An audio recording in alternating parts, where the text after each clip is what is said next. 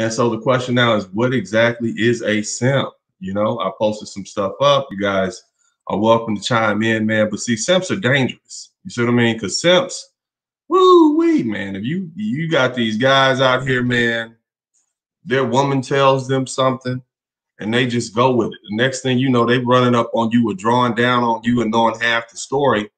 And a lot of the issues that we face in the Black community, Black on Black, male on male violence, has a lot to do with ladies, you know, telling half truths to their men, and then the man goes up and enforces whatever she says without even getting the whole story, being emotionally manipulated. And bam, you got a body. Or bam, you got somebody in jail. Bam, you got somebody in the morgue. Bam, you got somebody permanently injured. So, you know, this is something that we need to address, you know. So let's take some time. We're going to read some of these statements that I've been farming today. Anybody who's interested in coming in, man, this conversation is wide open for both men and women. Since I have fielded responses from both men and women. I got my homeboy Amiri Brown coming in there. Amiri, man, I need you to come in, brother. I need you to come in. You are famous on these YouTube streets, brother. You made a miraculous metamorphosis and change. Anybody who knows Amiri Brown, and he is the host of the Great Liberators. I've had him on the show before. He's a brilliant young man. He's also a father. And you know, I want to try and get some good people in here, and I always try to have the best programming for everybody. And we always want it to be intellectually stimulating, something you can take away, something that you can talk about. You see what I mean? Something that you can talk about in mixed environments. And I do that because I want to increase the level of communication between Black men primarily, and also Black men and women, so we can have a better understanding. So we're about 10 minutes in. Make sure you hit up the Snap Super Chat. Make sure you hit up the Cash App. If you enjoy these things that I'm doing, man, if you find it interesting, it's going to be a fun night. We're going to go back and forth, man. I love to get some of you ladies in. Don't be afraid of me. It's a man's channel, but it's also, I'm inviting the ladies in tonight because I want you to talk about this. Some of you ladies were raised by men who were girl dads. Some of you ladies were raised by men who let you get away with everything. Some of you ladies know that you could pretty much tell your father anything and he would go with it.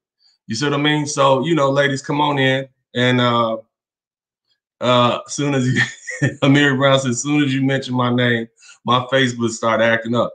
Hey, Amiri, I'm trying to tell you, man, you famous, man. So look, the link is right here. Let's get Amiri Brown and anybody else who wants to come in and chime in. Let's talk about the danger of simps in the Black neighborhoods, in the Black community, and how do we get there? Because see, let me tell you something. In my opinion, I believe that guys, once they have girl children, I believe that they kind of lose their loyalty to manhood.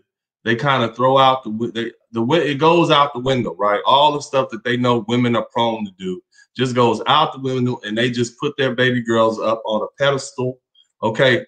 And she can do no wrong. So here she is out here doing all kind of stuff underneath the football field stadium, right? And then she comes home and says, oh, some daddy, this boy did this to me. And little do you know, she been carrying on and fraternizing with this boy for the past month or two. And then she comes tell daddy, and daddy wants to beat the boy up on the side of the damn building. Because what? Because his little girl said that. So what do you guys think about that? First of all, let me give a shout out to Drone Ninja, man. Thanks for the 10 bucks, man. I appreciate that. Thank you for all the content, he says. I'm going to post them up right quick. Thank you. And no, thank you, man. It's people like you to keep me going. The reason I keep coming back every day like this and filling your airways with something interesting and entertaining that you can watch on an intellectual level is because, man, you know, you guys are kicking in. You help them. This is motivation to me. So thank you for that super chat. Anybody who wants to contribute to the super chat, you're welcome to come in and add in on the conversation. So bam, there we go. Drone Ninja, you welcome to come in. Every other people are welcome to, but you'll definitely get in, Drone Ninja. So look, check this out. Let's start with the first topic up. Here's the question. Fellas, have you ever been in a situation where your girl's old ass daddy ran up on you and confronted you about some SHIT his daughter said you did? Now, I posed this question to some of the guys on my Facebook page, right? And so, you know, I got some very, very interesting responses. I'm gonna put this up here. on my Facebook page because I want you guys to go. I'm gonna just start bugging people. Like, come on in, man. Let's chop it up, man. I know I got some good guys on Facebook that I work with all the time here. Dorian Gray is one of my favorite. And he said, in response to this, he said, after family court, I was furious. And her mother had the nerve to call my phone talking about what a real man does. He said, BIF you and your daughter and stand on that. That's Dorian. Anybody who knows Dorian Gray, you know he's been on my page before. And that sounds like some real G stuff that he might say. And we, you know, man, you gotta be mad. Think about that. You leaving family court, aside from the fact that the law is on your side and whatever, you still getting sweated about even after you won in court. Shout out to let's see, I just got a cash out. Shout out to Emmanuel Johnson, man. I appreciate that. And also shout out to Christopher, man. Appreciate that cash out, man. And you guys keep that coming. But look, let's see if we can get Dorian Gray in there. He is definitely one of the favorites. He's the real G. He keeps it G. Love it. So that was his response to that. So he's leaving court. And his mom, his baby mama's mama calls him up, giving him a hard time because he won in court. Now, I also know situations where oftentimes guys are confronted by men. And so I asked this question to the fellas. I said, fellas, have you ever been in a situation, or let me get it right, because we got that already out there. Fellas, have you ever been in a situation where someone's daddy ran up on you and did you, and talking stuff about his daughter or what she said, and did you confront him? Did you hit him with that Thundercat, or did you give him a pass? That's the question. Did you hit him with the Thundercat, or did you give him a pass? I have Antoine Porter, who said, I remember this woman's dad came up approaching me for the first time. He came on some gangster-ish. And when I gave that energy back, Pops definitely fell back. And then, of course, Dorian Gray said, match or exceed his aggression and he'll fall back. And see, that's a dangerous situation because you really don't know what your daughter did. What did she do? Okay, is she some completely innocent victim, or was she a culprit? Oh my God, Volcanus is back. Thank you so much, man, for the $20 cash app. I mean, $20 Snapchat. Appreciate you, bro. Thank you so much. I appreciate you guys contributing. So the question now is, what do you do? I had another situation, because I'm talking about dangerous situations that really happen. We have these things that happen. We got 81 people watching. We got 39 likes. Get the likes up, fellas. Let's get the likes up. Let's talk about this. This is a humorous yet serious topic, because some of you guys, you take this girl dad thing too far. You don't know what your trifling daughters have been doing. And the funny thing is, you know, their mom is slightly trifling, and she got some of that triflingness from her mom. And yet you're willing to jump in there, 45, 50, 60 years old, and battle one of these young Thundercats about something your daughter said that he did to her. And that's just dangerous for yourself. So my question is, fellas, how do we go about avoiding these conflicts? How do we talk these simps down off the cliff?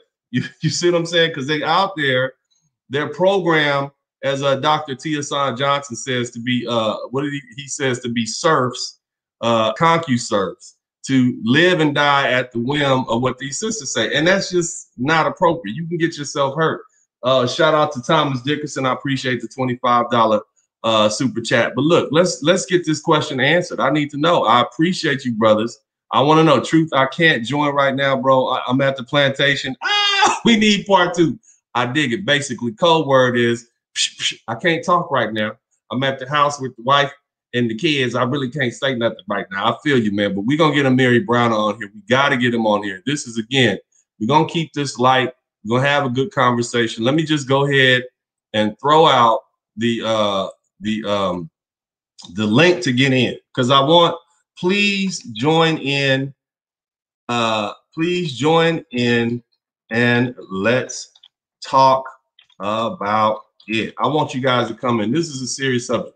Everybody's had to deal with. Hey, sometimes it's not the dad. Sometimes it's some overprotective brother who thinks he's hard and he's trying to front you off and intimidate you, and it just doesn't work out well. These are some of the ramifications that happens. How many of y'all have heard this old statement? There's behind every man in jail or in the morgue is some woman. Who's ever heard that statement? I know I have heard that statement. statement. And so what do we do about that? And here's another thing. Simps come in all forms, but they seem to occur at a higher rate among men with all girls. What are you guys' thoughts on that? Men with all girls. We started off with that proposition, so I'm going to continue. What do you guys think about that?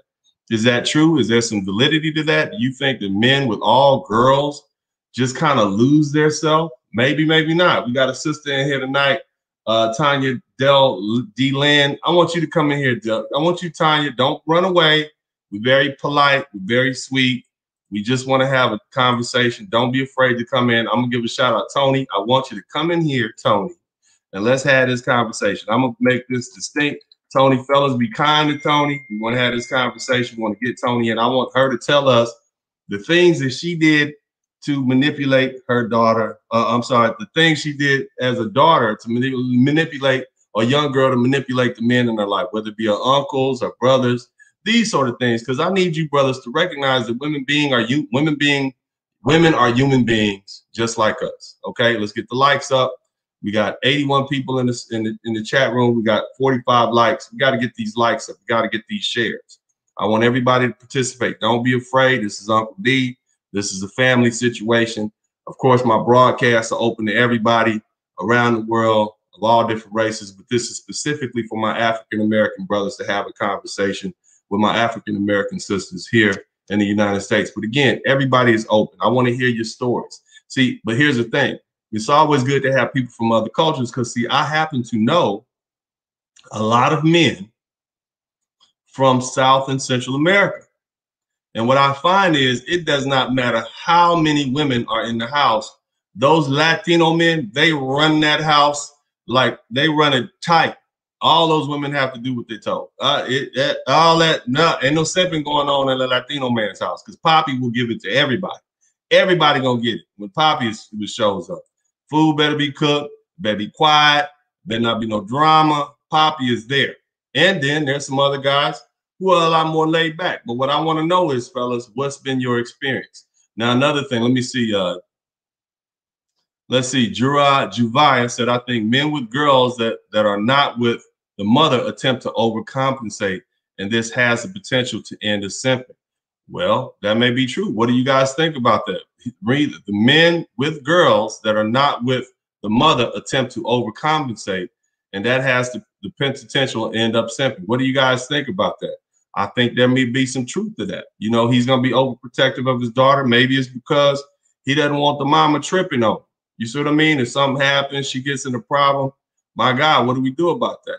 Here's another one. Black men fight me. And this is my stuff. This is the post that I put up. I said, black men fight me harder against the idea that they should date whom they choose and travel abroad more than black American women. I know you guys know that's true. It's black dudes oftentimes. When I say travel, you don't need to be going overseas and nothing like that. But anyway, let's bring the sister in. Tony, is it okay we show your face? Is that fine? You cool with that? Yeah, that's fine. Can you hear me?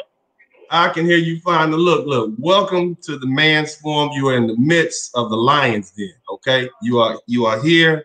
There's savages out here, but Uncle D is gonna keep you safe. Look, you're clearly a beautiful woman, okay? And I know women well enough to know that you have a bag of manipulative tricks that you've used on the uncles and men. You probably got some sons and nephews that you have used these tricks on. Tell us about these tricks that you've used on the men in your life to persuade them, whether knowingly or not, to get the things from them that you want. Go ahead. Let's hear it. Okay, well, it's always, I can smile. I can cry. It depends on the situation, because I'm a little bit of a crybaby. And on the sweeter side, I literally do what they like.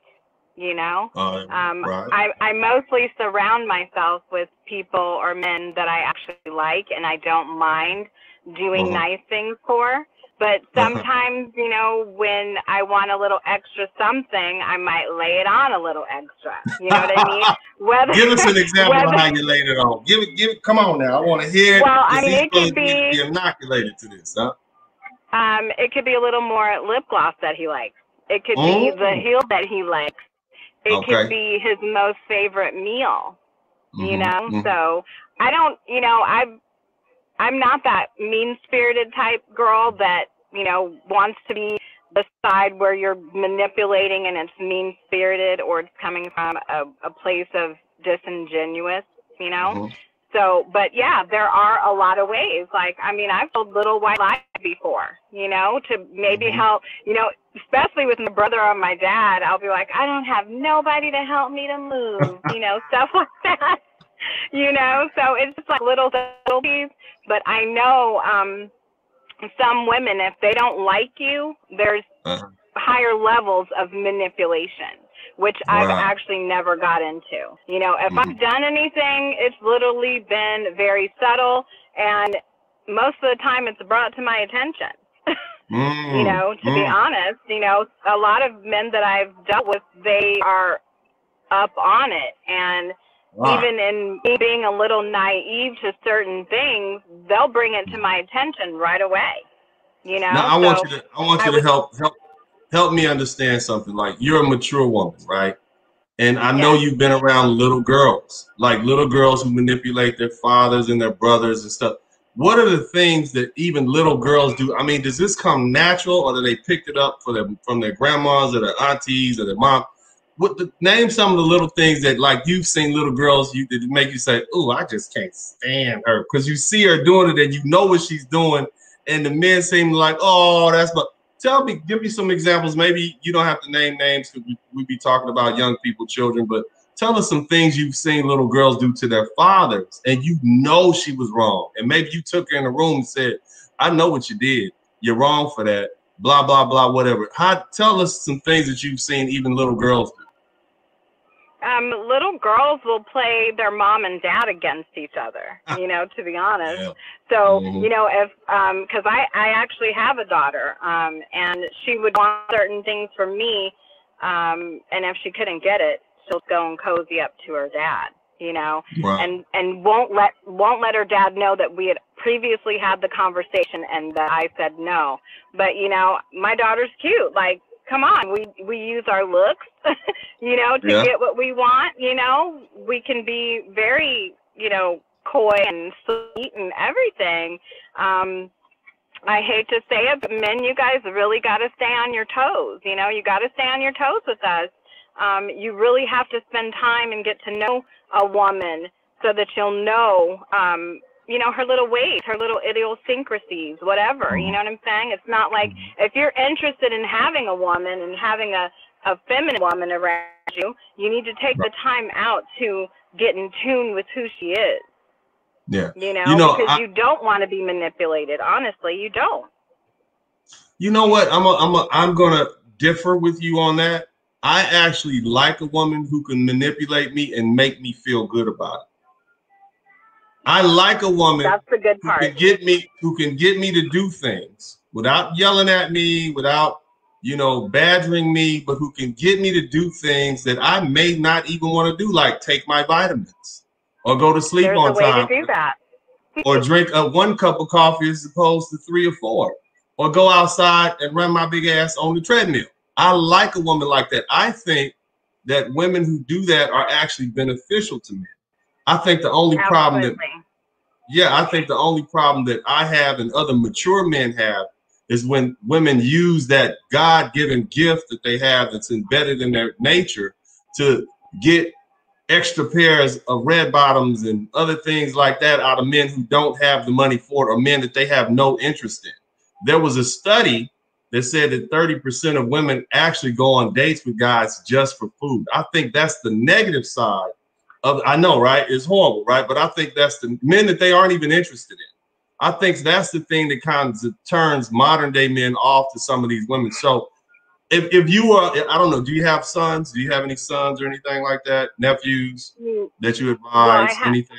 Yeah, I have nephews and I have 1 daughter, but I have several nephews. And I actually have sent a lot of your videos and posted a lot of your videos on my Facebook just so that my family can look, and especially my nephews, you know. But I can give you a little quick story about the positive manipulation that a woman may have. I dated a gentleman before who wasn't in the greatest of shape.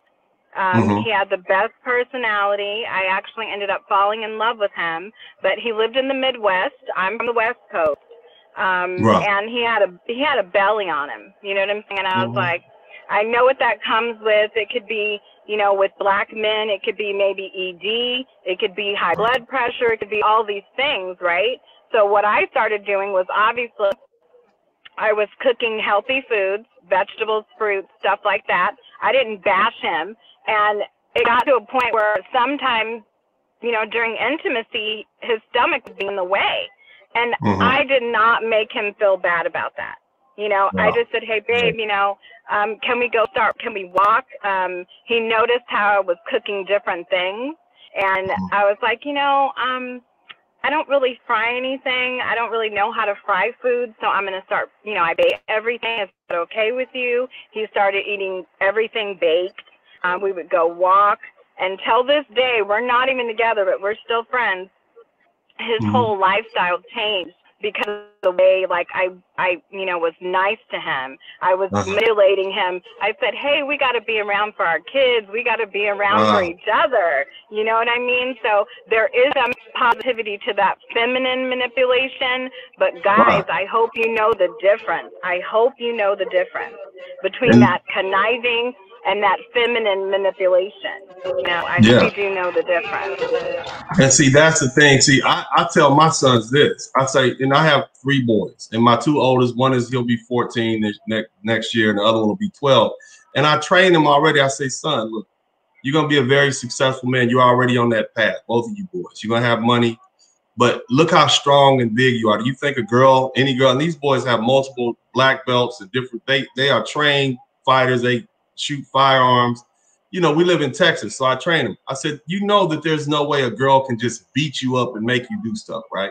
They're like, yeah. I said, so how do you think they're going to go about getting you to do things? They're going to use shame. They're going to use guilt. They're going to deal with your emotions. Now, the first lesson that I taught my boys is to control your emotions. And in fact, that's probably one of my first rules in my books, rules to live by, because if you allow somebody else to control your emotions, then you have no control of yourself. But this is what I also told them. What they see from me. Now, I have this lovely young lady, and she's kind of put me on a little bit of a mild diet, but she coaxes me into doing things mildly with love and attention, and she'll throw a little guilt in there, but it's for my better interest. And men like me, we like that.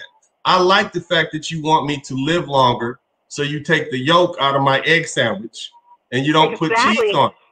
I like the fact that you won't bring me coffee every day. You'll bring me some green tea with a little honey in it. I like that. See, so that's not a problem. That's what we're supposed to do. That's love you. That's what we're supposed to do. So fellas, listen to this. This is a woman who has a healthy relationship with her father.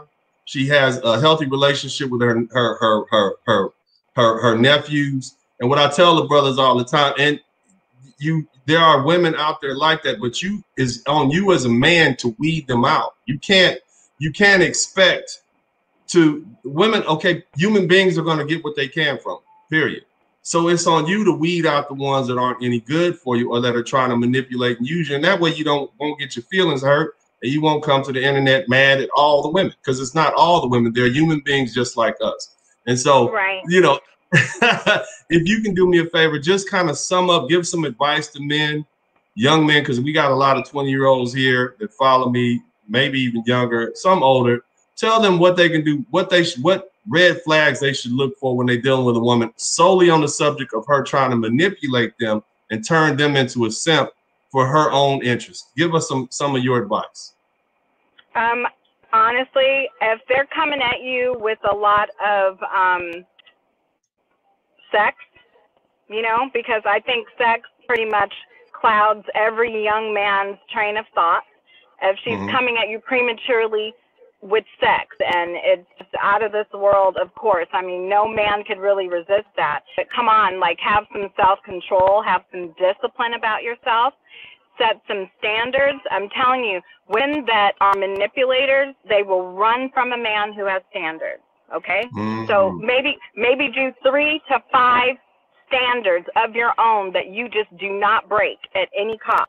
and stick to them. I'm telling you, you will weed out those type of women that are trying to run your pockets, that are trying to manipulate you with sex. Set some standards, some ground rules. As a young man, do that for yourself. That will set the foundation of your life when you're dealing with women. So make sure you don't let sex get in the way. Set some standards about sex. Respect before sex. If they're not respecting you, if they're not meeting small requirements, I mean, like, try them out with just a small requirement. Say, hey, look, you know, we're going to meet up at this time or that time, and this is what I want you to wear. See if she'll do it. See if she'll respect you enough to do it. Wow. And if she respects you with the small things, then go ahead. But make sure you got 3 to 5 standards that you stand on, those principles. Don't waver. And you can weed out these chicks that are just not going to be there for you in the right way. Thank you so much, Tony. I want black men to win too. I want black men to win too. I love y'all. I love black men. That's all I love. You too. So. We appreciate you. See, we need more of this. You see what I mean? We need more sisters like you to actually come on and speak up, because I mean, if you listen to the mass media and you listen to some of the stuff that's going on, you swear up and down we hate each other. You swear up and down we can't get along. And it's just so unfortunate that we don't have more voices like yourself coming on saying, no, I love my black men. Oh, I want my black men to succeed. But we don't get that for you. Yeah. Thank you so much. I want the best for you. We can do it if we stick together. But honestly, black people as a whole, we need to set standards. Yes. In the black community, we must set some standards, not only for us. It starts with us. We live in our own home. We live with ourselves. Look at yourself every day. What standards have you set for yourself? Because once you set those standards for yourself, everybody around you, they're going to fall in line. And especially us women, if we love you. Amen. Thank you so much, sister. I appreciate you. You're welcome back anytime. All right. You have a blessed day. All right. Okay. So look, fellas. Okay. So what I emphasize here is building better men. Okay. What did I tell you all the time? I want you healthy. I want you psychologically fit. I want you financially stable. Now, the other thing that we have to address is you have to have the level of confidence and esteem for yourself, that you don't let women just manipulate and use you. Now, we just heard this sister right here, Miss Tony, who came in and basically said the same thing. Set some standards. Don't let these women do. You don't want to be a simp. And here's the other thing. Even when you have daughters, you men with daughters, you have an obligation to make sure you're not throwing the same type of manipulative women out there who are ruining all these good men out here. Now, that doesn't mean she's supposed to just be nice to every dude, but show respect. Teach your daughters to show respect. Teach them to respect themselves enough not to take things from men that they know they're not interested in, not to use their power, their God-given manipulative powers, which is embedded in their DNA and their being, to do things that hurt other black men, because all that happens is you just create problems. And then the games begin to play, and then people's feelings get hurt. So shout out to D. Swain. He said, thank you for the 1999 super chat donation. What's up, Uncle D? A woman should know how to finesse her man. Those that embrace their femininity and know this is her power are good at that. Men don't want to be manipulated. Here's the thing. Femininity is the key. Just like women are attracted to masculine men, I think we call it alpha males or whatever, you know. Women are attracted to masculine men, and men are attracted to feminine women. It's damn near impossible to be a healthy, normal, strong-minded, masculine man and be attracted to a masculine, domineering woman. That's just impossible to do. Yeah, you know what? You might stay around to smash, but for the most part, to be in a relationship with a woman like that is damn near impossible in the long run. So I want you guys to contemplate that. Now, back to what I was saying, a feminine woman is supposed to already know her key to your psyche is her femininity. So if she knows how to get in and manipulate you, and she does it, and she does good things for you, she makes you do what? Not spend all your money on silly cars, not trick your money off going to different places like strip clubs, not eating food that's bad for you, not doing stuff. then that's a good woman that you should keep around, because she's dialed into who you are. She knows how to deal with you, and she's in it to help you win. That's actually okay. It's okay. Just like it's okay to have a man who is a leader and who is dominant, who a woman submits to, if he's a good moral leader of the family.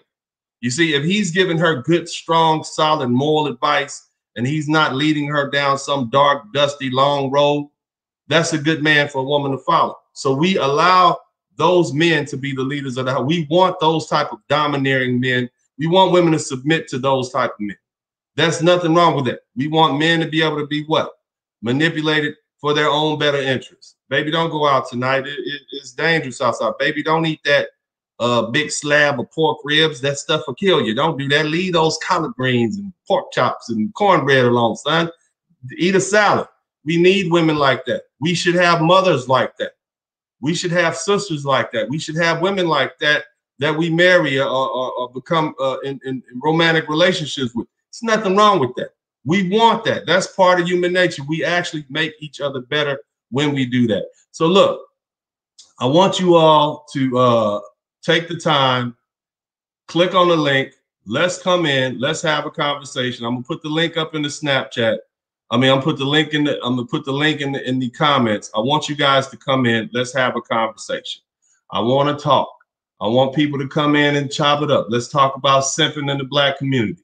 Here, I'm gonna put another one up here. Let me see. I'm gonna put another statement up that we talked about today on my Facebook page. If you're not part of the Facebook page, then you're really missing out on a lot. The simps and the drones have stepped in to wage the war on behalf of the gynocracy.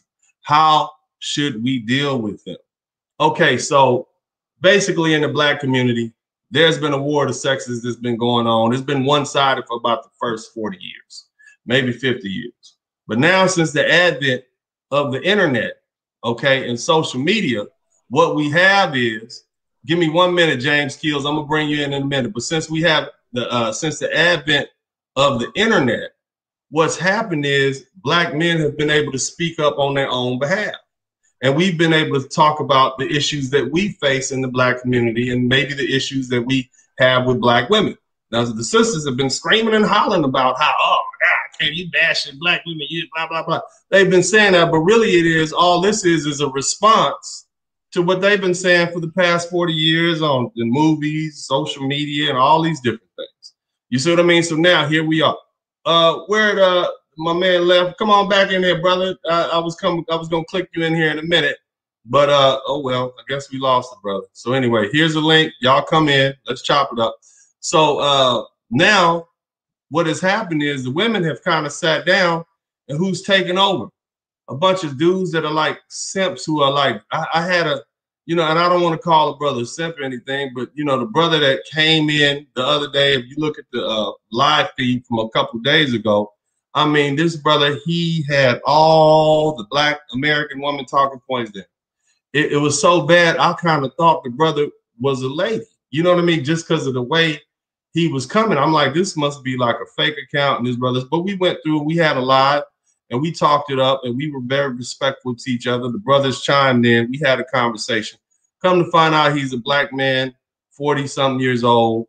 And, he's a child of, has multiple girl children, and, he was raised in a house with a stepdad and his mom. So, you can look at it and you can draw from that what you will. But the bottom line is those type of brothers and that rhetoric that they bring to our conversations that we as Black men are having to deal with at this point. So, what do we do with that? Look, come on back in.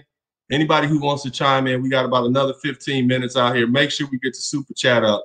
Make sure we get the cash on it. Make sure we get these likes up, because it looks like we have 102 people and we only have 88 likes. I want all the likes off the chain, and I want to get some more Cash App donations. Who else have we forgot? Let me see. Giovanni Gigetto says, nah, man, brothers gotta leave that pork alone. Got swine on your mind. Look, man, it's Thanksgiving. I know what they're doing out there, man. You can't lie to me. I know what they're doing. Dennis, you have a BW out here saying they love BMs, but they all have a child custody case on their baby daddy with child support payments. How, Sway? How? look, man, that's a different conversation. You're gonna have to give a lot of money to the super chat if you want me to talk about child custody. That we could go on with that for days. But boy, yeah, I know that's always in the back of your mind. Here we go. He says, Walt JOH 100 says, Tony Dellin, you are the same one that did the virtual consultation with Kevin. Okay, I don't know about that, but you know, whatever, man. Thank you, sis. Love you for being. Yeah, I do. I appreciate the sisters coming on. The ones that come on and they're real and they're keeping it 100. We need women like that to have that conversation out here. So let me see. Let's see. It seems like, okay, let me go back over here. It seems like when some men become girl dads, they go out of their way to side with women, even on illogical BS. What happens to a man who has daughters? That's the question that I want to know. Any people answer that question. What happens to a man when he has only daughters? What happens? Tell me what happens. And let me see. James Neal said, my phone is acting up. Just thank you for this class on manhood for us. Well, I mean, thank you so much, James. I appreciate you. I appreciate you for that. The thing is, man, it's hard to be, you're designed to desire women. You're designed to want to be with a woman. That is embedded in your DNA. To resist that temptation, okay, makes you almost godlike. Because you, I mean, being with a woman after you, you have biological needs that drive you. You see what I mean? And women know that. They know that. And they know you want to please them. And then they will use their manipulation, they will use their skill to, you know, have you doing things that you shouldn't be doing. You see what I mean? And so that's the problem. So what we want to do is we want to learn how to weed out those women, or at least check those women who are trying to turn us into simps. Now, here's another thing. Let me see. My man, Trey, the NBD, said, I got 3 girls, nothing changed. They know I'm their rock, and I take no trash from scratch. Look, Trey, I need you to come on in here. You the one we need to talk to, representative of the girl dads. I need Trey to come in here. Trey, come on in here with your girl. I need girl dad representative, Trey, the NBD, to come on in here so we can have this conversation. That's what we need to do. Now, let's see who else. Now we got Son of Israel. What's up, Son of Israel? Talk to me, bro. What's happening? What you know about these girl dads and these simps? Hey, you're gonna have to give me a sec. I'm trying to switch my my audio to, because I got my Bluetooth headphones in. I need to switch to my mic. Okay, yeah, I'll put you back in the hole and you come on out when you're ready. Okay, just send me a private message when you're ready to come in. All right. All right. So look, here's what I'm saying, fellas. Girl dads are. Let's see. Afro patriarchy said girl dads are the enemy to men with some power. Oh, come. I ain't the enemy, brother. Damn, that's some strong language. Let's get Afro patriarchy in here, man. Come on in, man. I need to get this conversation popping. Sun is hot, Rob. Thank you for the super chat. He said, although I agree, I think it's too late because black men have had to put up with so much from black women. They simply had enough, and they're not trying to hear anything if it's positive. Here's the problem, bro. Where we gonna go? All you brothers gonna get white women? Huh? You gonna get Latinos? You ain't got nowhere else to go, so you got to deal with this problem. This is the same thing I was having a conversation with a brother the other day on Facebook. Before I get started, shout out to Drone Ninja. Thank you for the super chat. But look, I was having the same conversation with a brother the other day. Look, we got all these young men around in the black community. Either we are going to try to guide them and help them learn how to be strong, upstanding, righteous, financially stable, emotionally stable black men, or we're going to deal with them in 20 years when they kicking in our front door or impregnating our daughters. You choose, brother. And then some of the brothers say, well, I don't want to be the cuck that's just taking care of these kids from these other men. Bro, these are the cards that were dealt to us, and this is what we have to deal with. Now, I'm doing my best to do my part, okay? I'm trying to get these brothers online on point with this, and this is where we are. So look, we got Son of Israel and Afro Patriarchy in. Son of Israel, Afro Patriarchy, talk to us, man. Tell me what's up, bro. What you got on these girl dads? Hey, good to see you. Oh, go ahead, brother. No, go ahead. Who was that? Son of Israel? Yes, sir. All right, what you got on these girl dads and simps? Let's talk about it. How can we avoid the symptoms and the simpletonness? Talk to me. What do we need to do? Well, first things first is the men that are fathers, they really, really need to understand that they are the ultimate protection between their daughters getting into these bad relationships and these, bad situations. And part of their responsibility is to recognize the value and the potential of men that are coming seeking after their daughters. All What do right. I mean by that? Let that be your opening salvo. Okay, I want to hear. as that. No problem. Next up, let's hear your opening salvo. All right, I'll say this. I should have put a hyphen and said simpish girl dads.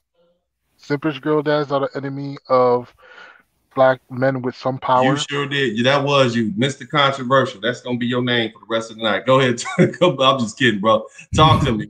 Talk to me. Yeah, because simply the fact is that I have been, I go to the gym, not now, but back in the day, and I've seen arguments with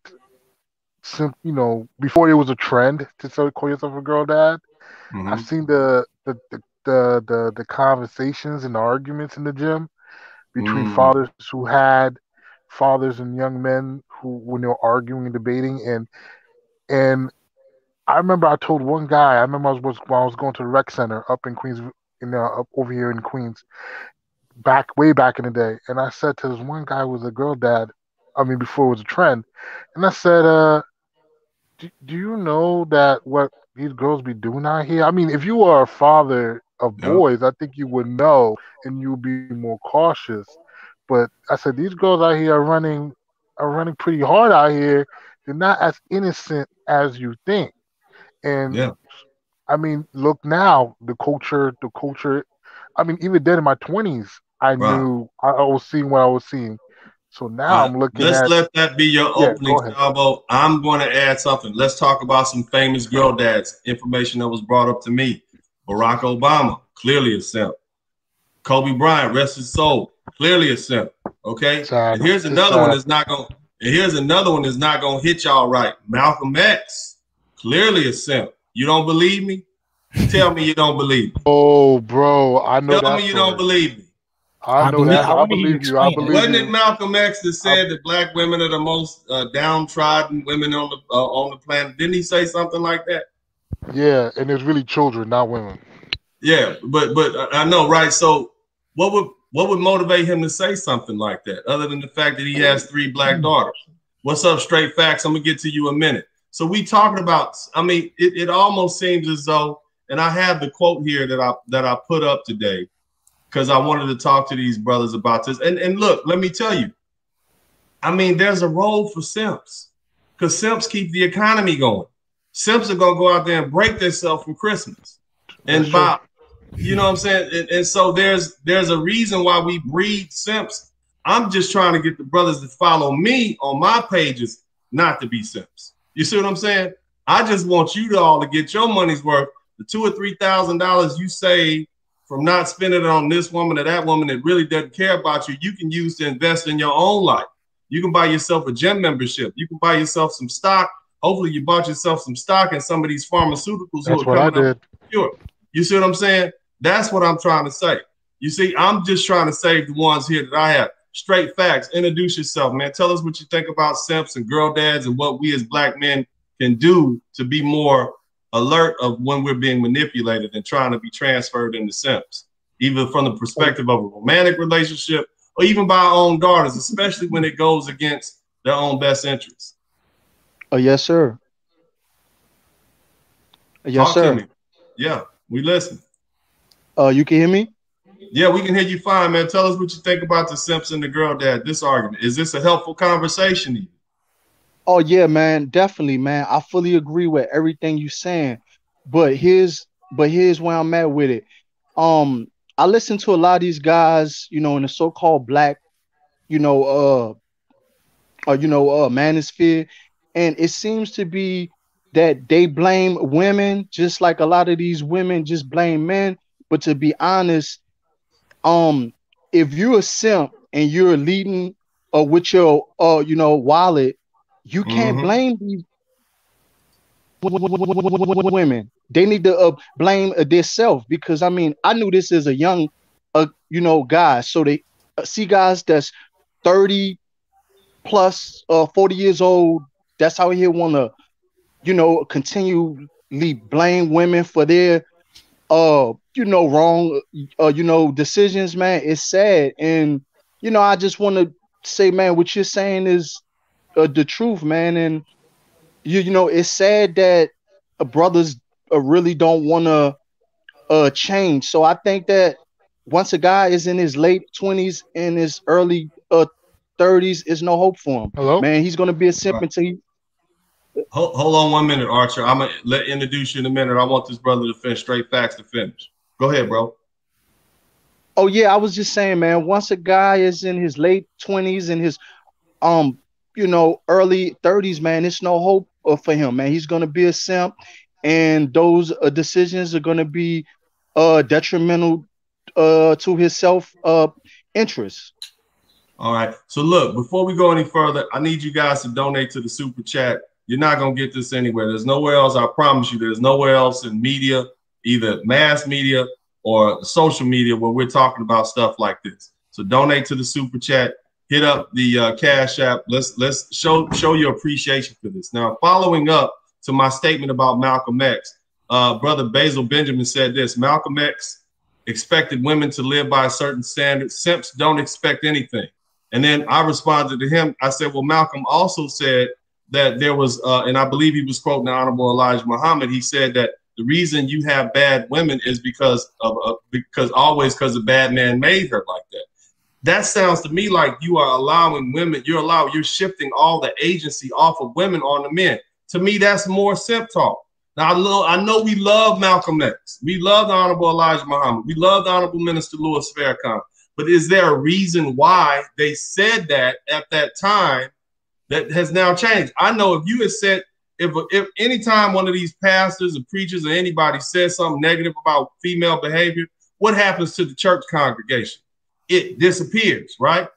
So maybe what they had to do was say those things to keep those women in the mosque, because if the women left the mosque, then the men might leave the mosque. And then you lose the movement. So they had to do something. I mean, you can't, we know women well enough to know if you start forcing them to take blame for things, what are they going to do? They're going to deny it, right? And then they're not going to want to hear it, and they're going to leave. But again, we love the Honorable Minister Louis Farrakhan. We appreciate all the things, the Honorable Brother Malcolm X. And of course, the things that they've done for the Black community is just undeniable. But I believe that particular rhetoric is being used now, and it's being thrown in our face, and goes to the detriment of the Black community as a whole right now, because it disallows our sisters to take responsibility for some of their negative behavior. Would anybody like to chime in on that? I would love to chime in on that right quick if I had a chance. Let's hear it, bro. Talk to me. I actually agree that with Malcolm X and what they said about the women acting the way they act because of men. I think that's correct, 100% correct. But I come at it from a different angle. They come at it from the angle of the women are acting this way because the men are bad and the men don't do what they're supposed to do. I come at it from the women are acting this way because the men are weak. The men, see, women of other cultures don't act. Women of other cultures don't act this way because their men are firm and steadfast and united and are quick, has a big collective unit to put a giant foot on neck. Black men, on the other hand, we are too weak, too passive. We are too benevolent to our women. So yes, we are to blame for their behavior, but we are to blame because of our softness. Not because is it that we're more egalitarian and we're more willing to accept the input from women than most men from other cultures? Yes. Is that fair to say? Because weak has such negative connotations associated. I think that because we're typically raised by women, we're more egalitarian. And actually, brother, when you go to other countries and you deal with other women who are from Colombia, Dominican Republic, Peru, all these places, even our African sisters, East African and West Africa, what they will tell you is that we love Black American men, not because they're American, but because they're more likely to listen to us. They're more egalitarian. They're more likely to try to accommodate us. So is that really a bad thing? Yes, it is. Now we got to ask the question: is simping, at least to some degree, really a bad thing? I mean, can I respond to that right quick? Go ahead. Let's see what you got to say. Then we're gonna move on. I want somebody else to hit it up. I dated a Somalian girl for about a year, and me and her had a conversation on why she no longer dates Somalian men. She said she doesn't like the way Somalian men treat her. They are too strict. And I said, so why do you date black men? What do you like about black men? She said, they're nicer and easier to get along with. She thought that was a compliment. I took that as an insult. Basically, the way I read that is she can get away with more with me than she could with her own men. So, yes, there is. You look at the difference between Somalian women and Muslim women and the way they behave, and Black American women and the way they behave. You see the difference, even though some of the women might behind closed doors say negative things, but you see the difference. Results are all that matters. And we get negative results for our behavior. Is there anybody else who'd like to chime? This is a hot topic, man. We got a lot of people in the chat room. I want to get the likes up. Make sure you hit the super chat up. You're not going to hear this conversation anywhere. All right, go. Straight flex, you can go and I'll come in after. Because, I'm Haitian. I'm descent. I like to call myself American Haitian first. And, you my brother. That's who you are. You're my black brother. What's happening, bro? As a Haitian man, I grew up in the African American community, and you hear me? Yeah, we hear you, brother. Talk to us. Oh, okay. So I grew up in the African American community, and I still held on to my Caribbean heritage. And went back. I even lived there for a time, and I see the difference. I even see the difference with my mom. But I wouldn't say it's too far off, like some of the things with African American. I would say it's more like how African American women used to be back in the 50s. That's how my mom behaves. But I would definitely say growing up, I saw the difference, and a lot of times African American women did not like me because of the strict nuclear family that they saw in other Haitian groups, the Haitian group. They saw the strictness among the men, and so they didn't like me very much. They didn't like it. Oh, you Haitian? This would be like kind of like Shout out to BL and S Holding. I appreciate the $5 super chat. He says, I remember the women fighting over me in clubs in Peru. Wish every Black American man could experience that. I know just what you're talking about, bro. Also, shout out to Emma Z. It's not weak, brothers. We have no power to I'm not going to say what, but that's what he said. And then let's see. Lastly, Walt JOH, did we define simp? I tuned in late, is used gratuitously in these spaces.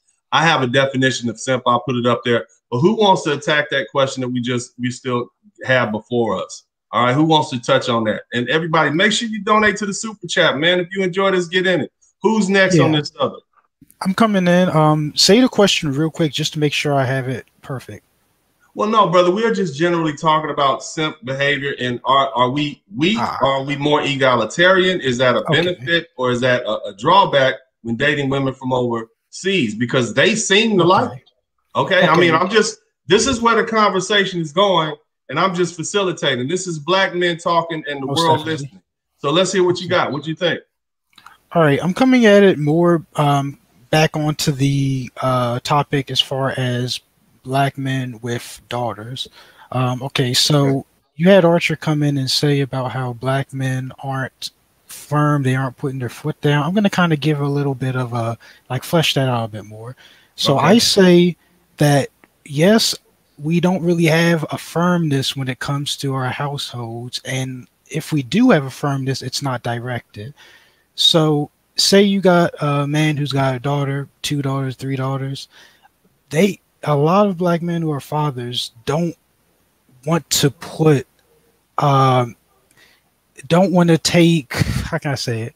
They don't want to take pride in the decision power that they have. What do I mean by that?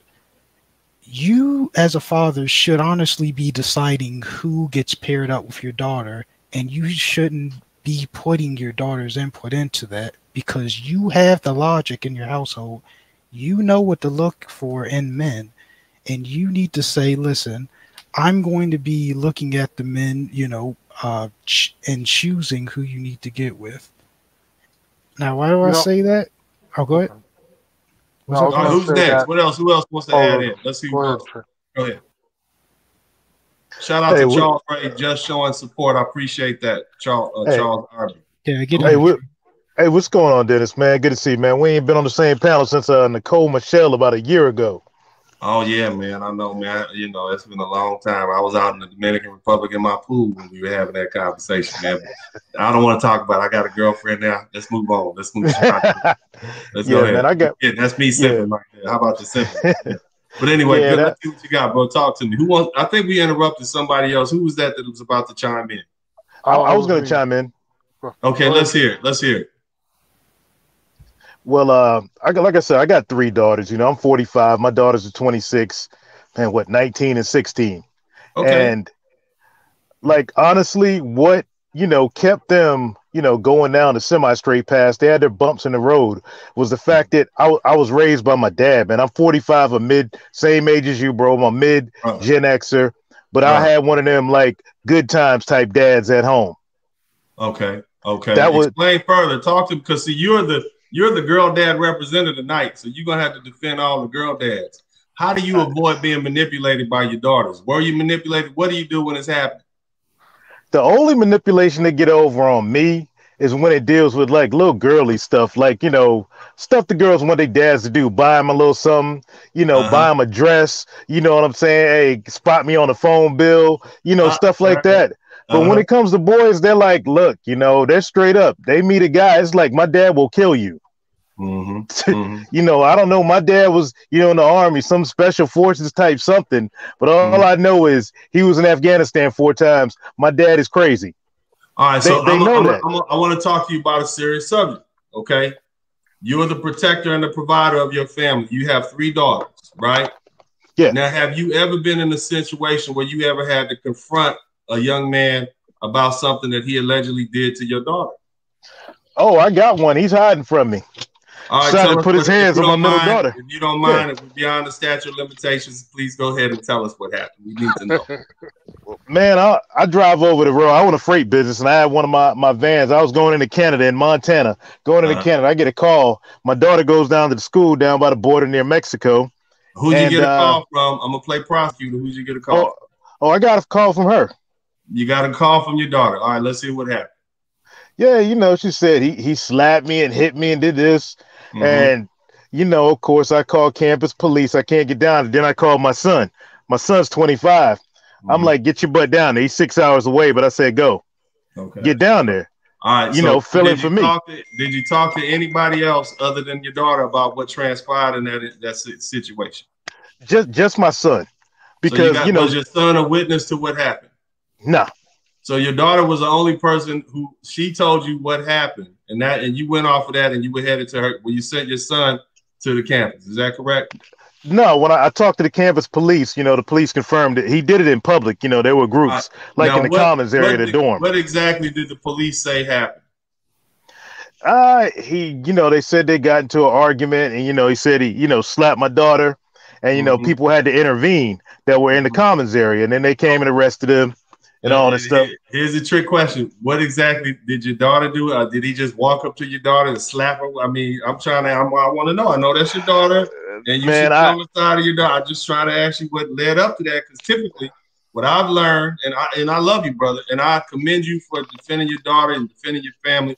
But what I've learned is that 50% of these domestic violence issues oftentimes are instigated by women. That's what I've learned. Yeah, so I know, man. But no, I'm just that because see, it's not. I'm not picking on you. I gotta agree with that. No. But let me finish with my brother here. But did you, before you went down there, and you say you're looking for the young brother now? What did you get his side of the story? Were there any other witnesses that you talked to? I talked to my daughter's roommate. She confirmed what the campus police said. But my daughter, they know don't lie to me. I said straight up, tell me what happened. A couple weeks before, she'd almost sliced his hand off. And he had a big old wrap around his hand when I seen him. And, my youngest daughter, she was like, yeah, my daughter cut him.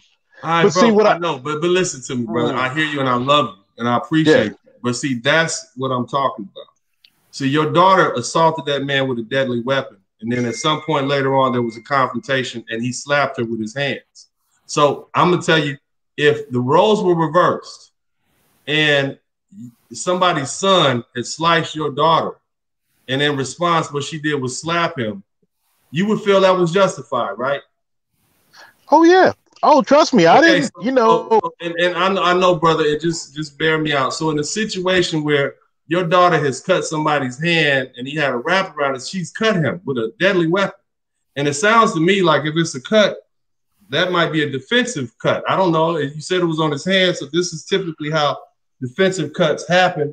She might have been hitting, trying to aim at his face or something about on the man defending himself, the young man defending himself. So why is he the bad guy in this situation? But here's the thing about the bad guy in the situation. I just got him just for principle, but I had it out with my daughter about it because I know she's the guilty party as well. I had this convo. I didn't get him just for principle. I love you, bro, and I don't give you your hard time. I love you, man.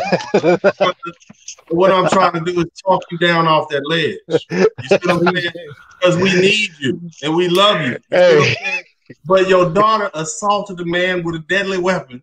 Okay, and then apparently at some point confronted him.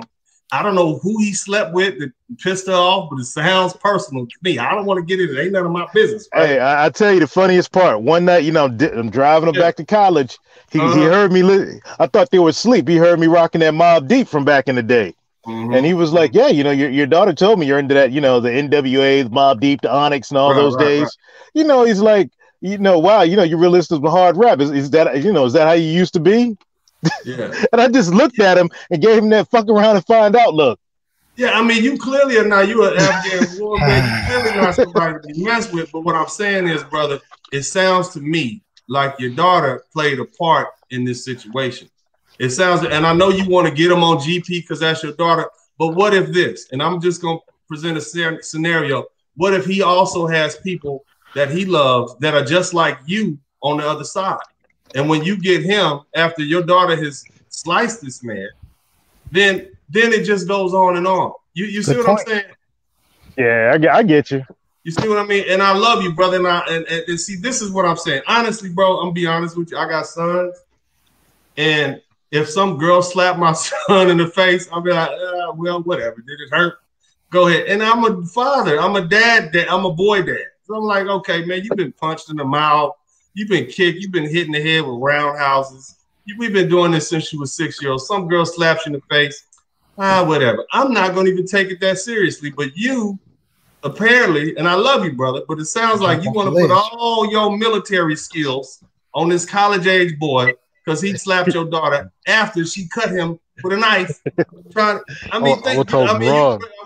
Jump off the ledge. You see what I'm saying? I'm trying to bring you back down off. I know you love your daughter. She's probably beautiful. And your little angel, and you was there to catch her when she came out. You love her. I wish I had a daughter like you. I don't have. I love my sons, but it's like, yeah, you fall down, get up, whatever. You're a boy, you be all right. But the thing is, brother, it just seems like maybe we need to bring you down off the ledge a little bit. Man, I'm not that far. Okay, good, brother. God bless you. Hey, man, anybody else would like to talk to? Yeah. I just want to go in to say, talk to you in a place of love. We love you. Look, you're not gonna get this sort of entertainment anywhere else. Okay, I want you, brother, donate to the super chat before we move forward. We only got a few more minutes left. This is a wonderful conversation. This is headway. You see, this is how you talk to your brothers. So, because if you speak to the way we get brothers to come down off of that is we have to speak to them with love and with logic and hopefully lay it out in a way that they can really get a chance to really digest and think about it. I love my brothers. I want to see all my black brothers succeed. And I'm sitting here like I was a judge. Because see, like if I'm an attorney. So if you came to my court after all this happened, I'm gonna be like, man, the hell were you thinking about? I gotta give you 7 years in jail because you done hit this boy upside the head, damn near killed him. And you're a great dad and you love your daughters, and I understand what you're coming from, but this is what the law says in this book. You could have avoided this, man. This is what I would be telling you as your peer and as your black brother, because the law says what it says. And they're not going to cut you any breaks. You see what I'm saying? It'd be different if you were standing next to somebody and they slapped your child. You're supposed to try to lay their ass out. But to then go afterwards is something, it's akin to premeditate. You see what I'm saying? So just think about what I'm saying. I hope this, I hope you take it the right way, but just think about it, bro. Some stuff, maybe your daughter might have sparked this up a little bit, bro. You know what I mean? Like I don't even want to know what happened before that, but you know what I'm saying? But anyway, somebody else chime in. What do y'all think about this, man? I want to just keep it. Oh, go ahead, brother. Go ahead. I was just gonna say that back in 1999, I know I'm just giving you a minute. I'm gonna this anecdote. Back in 1999, I was seeing this girl. I was really into her, and I was cool with her father. I was very close with her father, and always came, respect, firm handshake, look him in the eyes, say hello, sir, no, sir, and so. But the thing with his daughter was, I liked her, but she was wild. Ooh. She was wild and she was hypocritical. Yes, Lord. She was very hypocritical. Mm-hmm. And she always made fun of I had a slight accent at the time, so she always made fun of my accent. So now, was this a romantic relationship, or did y'all live next door to each other and she just was harassing? No, she lived down the block from me. Was this some romantic relationship that you was having with her, bro? No consensual. No sexual. It was just new. It was fresh. Okay, so it was attempting the romantic. So she was teasing you. And then she was okay, let's hear. Come on, let's see what you got. And I know her dad wanted me to keep pursuing because he saw how upright I was. He saw how upright and upstanding I was. But her daughter was just, let's be honest, she was a hood booger. Okay? She was a hood booger. And I didn't find that out until I started to try to romance her as I got close enough to her. So what happened is that we were at a block party one summer. And I was there and I saw her. But the thing was that she didn't tell me, she told me she was working. But of course, I come out, I hang out, and then I see her, but she don't see me. So I'm looking at her interact, and she's interacting with these kids I know who, straight hood. They're hood kids, you know what I mean? Right. I know them. So I'm watching from afar as she's interacting with them, and they grabbing her, they touching all types of ways and shit like that. And right there, yeah, you know what I mean. They were just she was letting them get away with a lot. Stuff she wouldn't let you get away with? Is that what's stuff that she would not let me get away with? Exactly. Stuff that she she would not let me get away with. Okay. So I'm like a block. I'm like half a block. I'm watching like with a hawk. Just go down, and I'm just sitting there watching, and I just we weren't there was no consent, no contract. There was no real romantic contract of boyfriend girlfriend. So I had to just take it. I had to just take it on as an L. You know what I mean? But then she had the nerve to come and harass me. I was at the bus stop. She had the nerve to come and harass me because I didn't call her. I didn't get in. I was done. After that, was like I just cut her loose. Okay. So when I saw her father again, her father, walked up to me in the supermarket and was kind of aggressive. What? And then I had to stop him and say, I don't know what she told you. But I told him everything I saw one night. And I said, man to man, you gotta understand that any man would just walk away. Right. I said, any man, I'm like 19. I'm talking like so let me get this straight. So you telling me that the dad got mad at you because some other men were rubbing all up or getting all close to his woman getting all close to his daughter at a party or something like that? No, I think what I think is that he might have asked what happened to me because I just disappeared, I ghosted. And he came at me like, yo, man, I liked you. You just like kind of disappeared. What happened? Because she said that you just stopped talking to her abruptly. And you had a smart remark for her when she tried the bus stop. And I'm sitting there going, and he's like, the way he's coming at me is kind of like with energy. You know the energy, what I mean, this energy. And I had to slow his roll and go, sir, I think you have an idea of who the type of guy I am. And I did not just, I didn't go ghost your daughter because of no reason. Right. And he was like, oh, what was the reason? And I said, I told him flat, sir, I don't have the heart to tell you. Oh, so you never told him. Did you give him a hint as to what his daughter was doing? No, I said to him, I would just say that your daughter ain't who you think she is. Okay, so let me summarize this for everybody. So basically, Afro patriarchy is saying he had met this girl. She's a neighborhood girl. He cool with the dad. The dad was cool with him because he was a respectable young guy.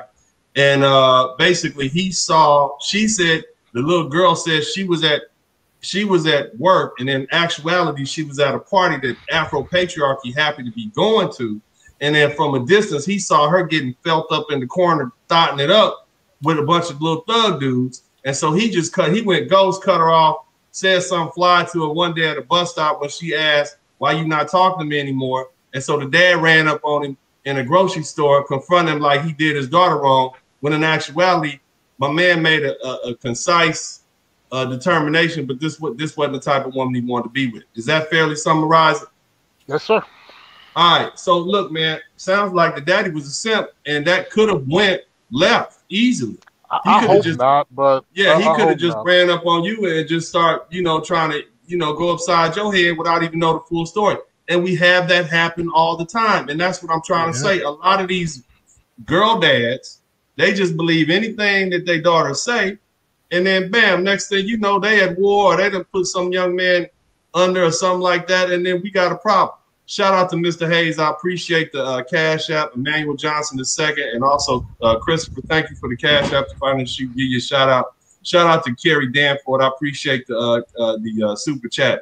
Look, we need to get some people in here. Let's hear these stories. Yep. But look, that happens all the time, and that's what I mean. How do we get these dudes to realize that they little precious baby girls are not the angels that they think they are? And how do we get these dudes to realize, but for putting them in prison for assaulting some young kid, realize sometimes they little smart ass, their daughter's smart ass mouths are writing checks that they asses can't keep, or they sparking up conflict. How do we get these brothers to come down and realize that your daughter is a human being and she's manipulating you into being her concuserve, which is a term that Dr. Tina Stein Johnson summarized.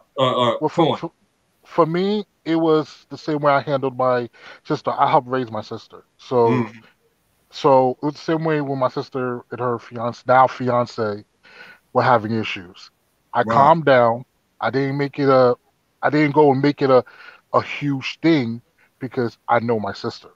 You know what I mean? Like I know her inside and out. And let me tell you something, man. Them family members know them kids. Just like my brother came in, Trey. He know his daughter. You know who his daughter is. He knows she kind of, he know. Yeah. So I didn't jump the gun. I actually waited to see the guy, and I spoke to him. I didn't get aggressive. I didn't get loud and get abrasive. He's a big guy too, just like I'm a big guy. But I didn't want to come at him from a position. I just needed to know what happened. So my sister told me what happened, and then I wanted to hear what happened. And he told me this what has happened, and he apologized. He apologized to me. And I said, listen, I got to let you know that this is the only time this can happen. I said, this is the only time this can happen. And because I won't be so understanding, I understand the dynamics of a man and a woman, how it can go left. And I know some women can sometimes be antagonistic. And I know damn well my sister can be antagonistic. So personally, I told him, but that's my sister. I said, that's my little sister. She don't got a dad. I was the closest thing she knows. And I gotta protect her, but I understand what happened. I have to understand the dynamic of what happened. Let me tell you what happened about 2 days ago in New Orleans. Baby mama, right? She said something, and then the dad and the brother run up on the baby daddy. Both of them get laid out. One of them is in the hospital, one of them's in the morgue, and that's the day. So you guys, I know you love your girl children. God bless them. But as much as we know about what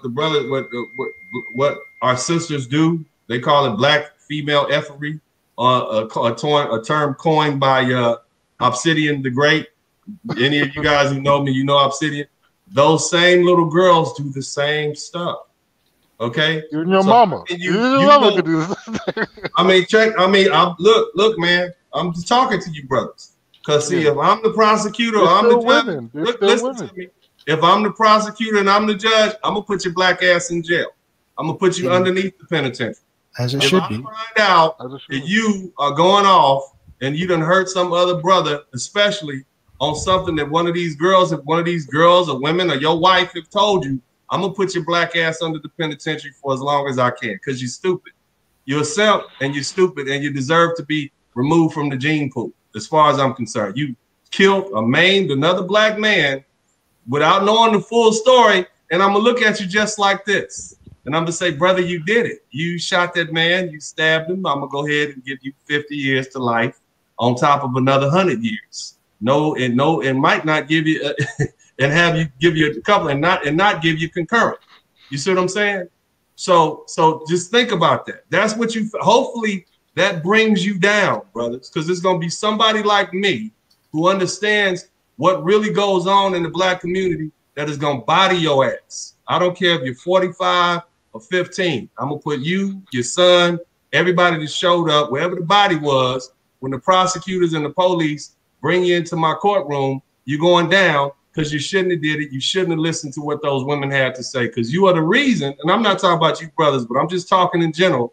You are the reason why we have so many black men being killed. Oftentimes this crap gets sparked up by men who are allow themselves to be emotionally charged by women who say things and do things when they should be rational and reasonable and not just do things on the strength just because they feel that's their way of getting justice. They want to look like a man in front of their wife or their children. I know a scenario where a brother was minding his own business and a woman hit his car by opening her door. He went out and said, hey, you hit my car. And then he said, well, she's like, no, I didn't. And he said, oh, whatever. So he started taking down her information. And then she got out and confronted him and say, why are you taking pictures of me and my daughter? That's inappropriate. He said, no, I wouldn't do that. What you talking about? You know, next thing you know, she done called his husband her husband up to the place where they were, confronted the man, and then the man who was being confronted by the husband shot that man down. This is real life. So this simping is killing us, brothers. And I love you guys. It is. I'm giving a real example of what happens if you allow these women to emotionally charge you. Now, it's all fun and games when they're getting free meals out of you and they got your stupid ass buying Birkin bags. And what is that? What's the Hermes bag? Hermes, you're not supposed to say the H. They got you buying Hermes bags you can't afford with your tax return and got you triggering meals off and all that stuff, taking them on trips. You be the dude taking the picture taking that picture, right? And they be in the mirror with the background of the ocean and stuff behind them, and then you see your reflection and shit in the mirror. You that guy. Okay, you want to be a simp, fine. That's a harmless simp. It's just costing you. But when you allow that to go outside and you begin to attack other black men because of what these women say, that's when you become irresponsible and you need to be punished for it. Anybody else? Let's talk. Yeah, I want to go back in here. So this is going back to Trady and BD. As a young man, go ahead. Yeah, go ahead. I was about to say, as a young man that is around the same age as your daughter, I'm 25. I'm here to make the statement: not all men out there, especially black men, not all black men are thugs. Men do deep down want to have a relation. They want to have a household. They want to have a relationship, especially if you see that they're trying to become friends to, you or any other girl dads out there. And when it comes to stable men, if there's anything going on where we have to defend ourselves, a lot of times we're going to react. It just is what it is. It's a man thing. And you got your old 50-year-old ass running up on one of these young Thundercats and you get your ass woe out. That's what I've seen. That's what your ass, you 50 years old with arthritis in the hip and bad knuckles, and you run up on one of these boys who's 21 years old, right? And your daughter that told you, yeah, he did this, that, and the other to me, and you just run out there willy-nilly, and then one of them, but they playing ball all day, they playing football, bench pressing the whole house. You see what I'm saying? And boxing on the side, and doing jujitsu, and you done messed around and threw a hip out trying to listen to something, and then come to find out that wasn't even the whole story. You see what I'm saying? That's the problem. Right. We got Trey back in. Trey, go ahead and we lost you for a minute. Come on back in, brother. Come on back in. Who else want to add on to this conversation? You mind if I just let me finish it real quick? I'm just that's none of Israel. Finish what you think. Talk to me. All right, I was just about to say you'll want to give anyone who wants to have a relationship with your daughter because they want to be a part of the family, they want to be a part of the household. Give them a longer reach because to love your daughter would be to not let, as Dennis put it, the black female fuckery pass. You got to hear it because he's part of the family. I didn't say the F word because we on YouTube. Oh, sorry. Yeah, you use French toast. Yeah, French toast.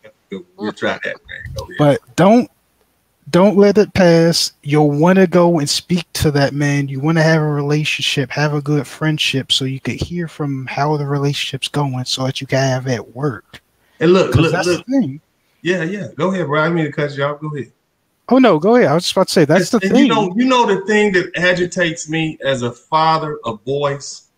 The idea that when my son turns 17 or 18 and he's going to his senior prom, he's going to be picking up some girl who I don't know, probably, at her house, and her dad is going to confront him and threaten my son with, you better bring her home like you found her, pulling out a gun or something like that to threaten him. I just want whoever that dad to know, to understand that, first of all, if he threatens my son in any way, the prom date is not going to happen. That's the first thing. And most likely, I'm going to show up with the limousine, and I'm going to show up with 4 or 5 of my personal bodyguards. And if there's any of that foolishness that happens, we're going to be up out of there. And if anything, if my son comes home in any way that's unintact, we're going to have problems, and I'm going to take it personal. You see what I'm saying? Because I love my son just as much as you love your daughters. So why is it that you can't see that? Why is it that you value your daughter's word more than I should value my son's life? Who do you think you are to threaten my son like that? And see, here's the thing. This is a conversation that we're having amongst black men. If you're at this age now, if you're on this conversation, you've been 17 years old before. You've been 18. You've been misunderstood. You know the reputation that we have in this country. You know how hard it is for our young black boys. Why would you as a black man make it hard?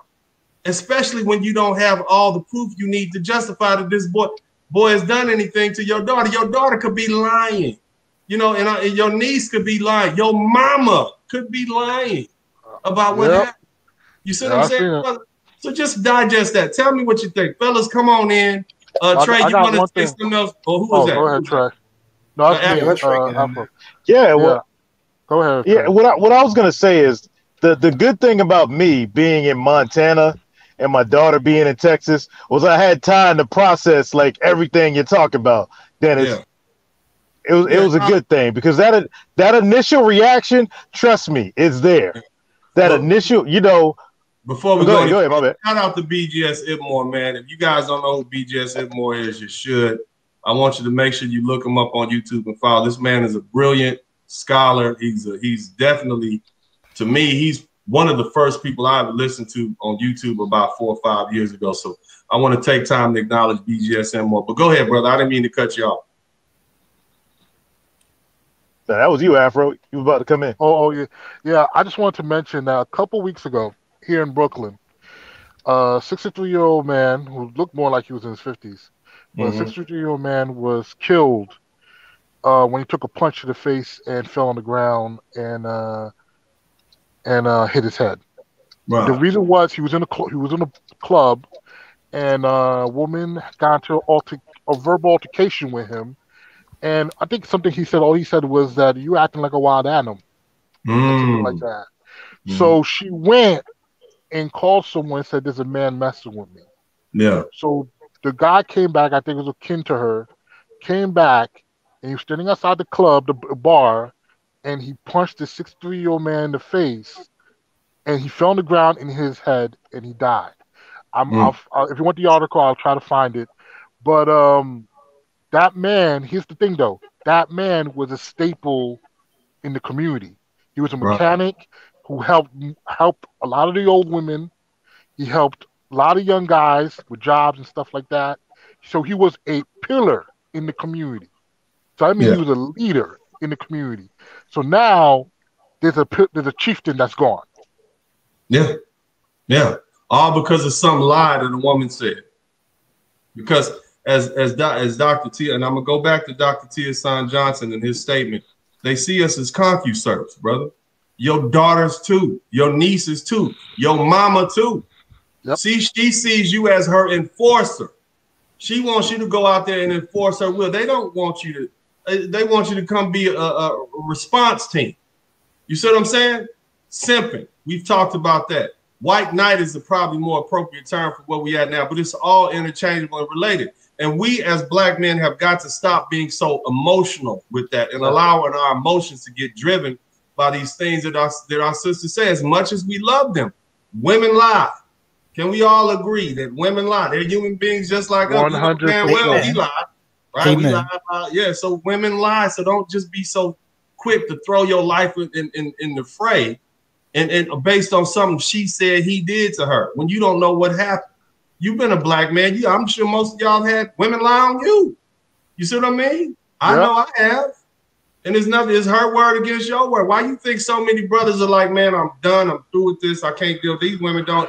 You can't trust. And then we look on YouTube and we see who the violent ones are. I've seen more violent fights between sisters, black women, than I have brothers over the last 3 or 4 years. So we know they'll throw them hands. We know that they're human beings just like us, brother. So why would we be so quick to believe our daughters? And I know you love them. Your nieces, I know you love them. Your mamas, your grandma. We believe what grandma said, what grandpa used to do back in the day. We don't remember. They didn't tell us. We don't ask grandpa. But we don't ask grandpa. Wow. Yeah, they didn't tell us grandma was throwing frying pans at grandpa back in the day in Arkansas when they lived in that shack. She ain't talking about that. You see what I'm saying? Hey, but here's the thing that, I don't know if you know, Dennis, but man, I'm hardcore SYSPN, bro. Yeah. I am, I'm a hardcore SYSPN, bro. Trey's is one of our leaders. Bro, I ain't picking on you at all. I love you. Hey, but I'm gonna tell you, coming on. But I'm gonna tell you. Go ahead. Yeah, I'm a bank right with this a little bit and switch it over to our sons. Mm-hmm. And based on, seeing my ex-wife and my oldest daughter's mom, how they are and watching them gain those traits, I've been living this SYSPM lifestyle since about 2003 before it was even named, when I already mentally checked out of my marriage and I was on the lam till I got divorced. Okay. But I pushed that onto my son. Man, my son has got some cool, nice, feminine, black female friends that are teachers, lawyers, and he friend zones them all. And all he goes with is these badass little Latinas here in Texas. Okay. He saw what his mother did for 18 years, and there's no way. Well, look, the thing is, this is not germane to just one ethnic group. I promise you, Latino women lie too. Matter of fact, I think they're up at the top 3 as far as they lie. They lie too. I love them to death, but they lie too. So we're not gonna let and we know that white women lie too. I mean, everybody knows. We see it every day. We know they all lie. Rosewood, okay? That white woman lied and said that black man. Yeah, you see what I'm saying? We know that. We know women lie, and so this is not germane to one group. This is men allowing themselves to be manipulated by women. Because who's the biggest simps in the world? White dudes, because they do all this for white chapstick, right? Think about it. They've conquered the whole world for white women, and then these white women, in response, they give them Me Too and feminism. And now they're trying to sweep them out of all the jobs they have and all that. So, yeah, I'm sure that's why you have those white guys who have all these organizations like MGTOW and all that other stuff that's popping. I don't think I can say that. I don't think without getting demonetized. But either way, MGTOW, you know what I'm talking about. So we all are subject to the simping. And what I think we as men generally, but black men specifically, need to do is we need to get ourselves together and stop allowing ourselves to be so emotionally driven. Things that women say. That's just my thought. Look, before we go any further, we had passed the time that I usually quit, but I'm willing to go a little bit further, and because this seems to be a very helpful conversation. We got over 100 people. I need to get the likes up. I also need you brothers to donate to the super chat, okay? Because I don't see any super chat. I'm looking through the comments. I don't see any super chat, and I don't see any Cash Apps, PayPal donations popping off. And I am wasting my time. I could be upstairs getting ready to take a nap because I'm older and I need to go to sleep. All right. So before we get going, let's get some more super chats. But as we move forward, what's up to Walk 434? And I see Son of Israel, you back. Introduce yourself, Walk 434. What you got to talk about? Let's talk about simping, white knighting, and what we as black men need to do to get ourselves under control and not allow ourselves to be manipulated by our lovely sisters. Go ahead. What you got? Let's hear. Salute to you and your panel, Uncle D. It's only two choices for simps. Either feed them red pills or lead. That brother, no, we can't kill all of it. What are you talking about? We can't just lay them out. Everybody gonna go to jail. What are you? You can't. Hold on. You know how many simps we have in the black community? I think we got more simps pound for pound than any other group on earth. We can't do that. It won't be but 3 of us left. Okay. So I done got some simp in me. So let's not do that. But anyway, I ain't just kidding, bro. What else you got to say, man? I'm just kidding. Let's hear it out. Yeah. It's they don't have enough prison space to lock us all up. Right. But we have to get rid of them because if not, they're going to do it to us. Like you hear these stories about all these simps not willing.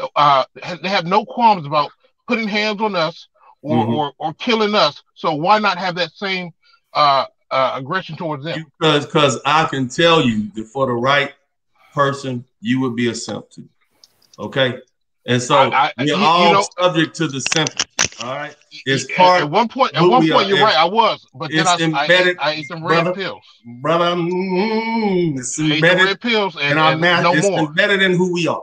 Okay, we can't get away from it. What I'm saying is, we need to allow our logic to rule. Because see, if somebody does something to somebody, if somebody does something to your daughter, they need to be dealt with. You know, now I believe in the justice system because that makes sure that we don't go to street vendettas and all that. But what I'm saying is, but we have to use logic. We can't overreact, man. We are too valuable. I say this. If your daughter happens to be walking down the street or something, minding her business or something, and like she gets raped, and you know who the guy is. Hold on a minute. Is she just walking down the street? I mean, bro, okay. Let's not say that word because that'll get me demonetized too. Okay. If she happens to be just minding her own business and somebody does something really bad to her, and you know they went through the legal process and nothing happened to that guy, and you know where that guy is. If you want to do something to that guy, more power to you. You know, I'm pretty sure that if a black man even breathed on a woman wrong, and the DA has any proof of that, he's going to prison. You see what I mean? See, here's the deal right here, brother. Because what if puts herself in a position? If she puts herself in a position, I don't care if she put herself in a position. If it was non-consensual and he's prosecuted, he's going to jail. Hell, even sometimes look at Bill Cosby. If it was consensual, he's still going to jail. So that's very unlikely. You see what I mean? That's what I'm saying. Look at the stats. It's a lot. But here's the issue. Very heinous crime. We ain't went there yet. That's something different. I'm talking about.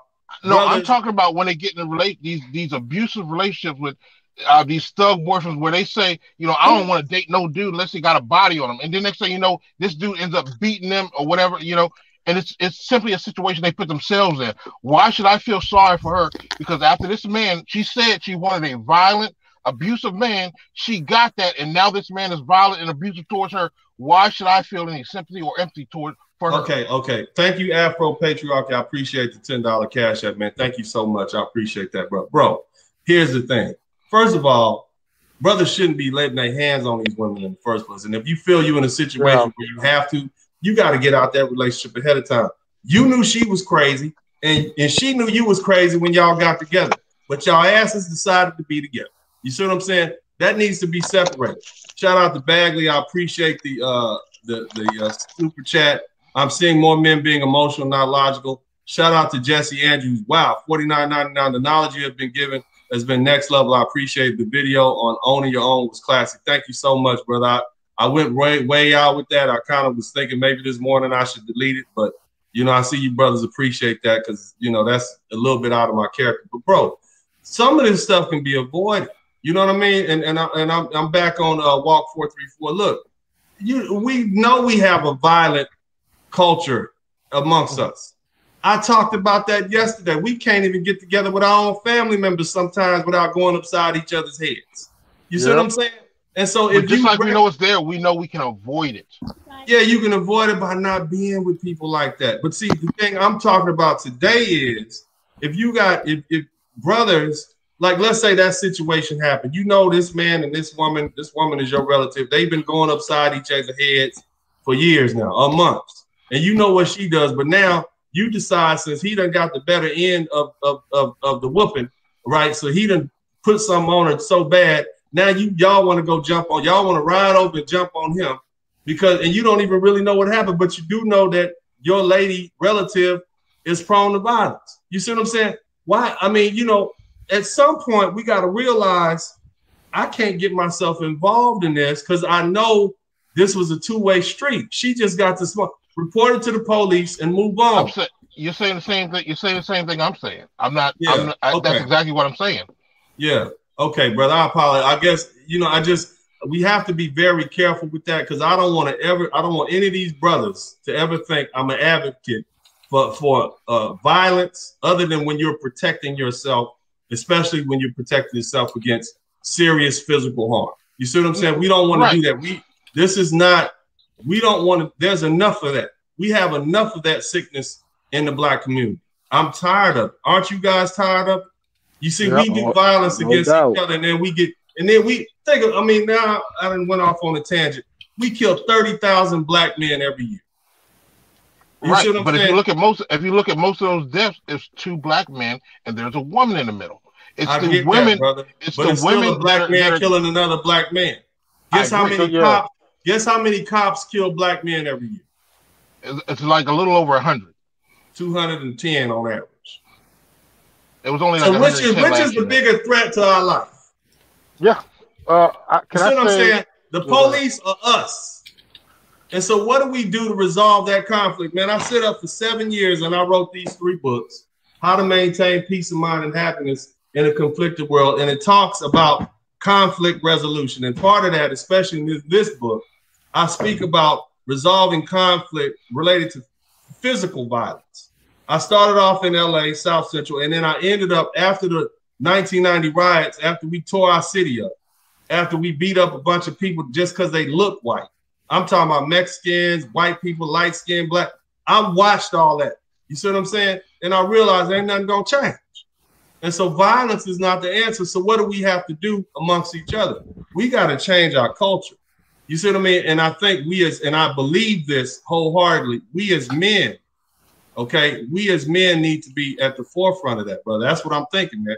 So look, who hasn't spoken in a while? Because I want to make sure everybody gets in, because all your questions are important. I haven't said anything yet, man. Okay, James, what's up, James? Come on in, talk to us. What up, man? You know I support you, man, since the first time. What up, fellas, man? Salute to everybody in the chat room. Salute to the platform, man. I like to say thank you, man. Thank you very much, because I don't have these brothers and I don't have this platform in my community. There's nobody I could talk to. I've been through the child support court, 3 separate incidents, and I actually won my case, man. So I get to see my kids and all.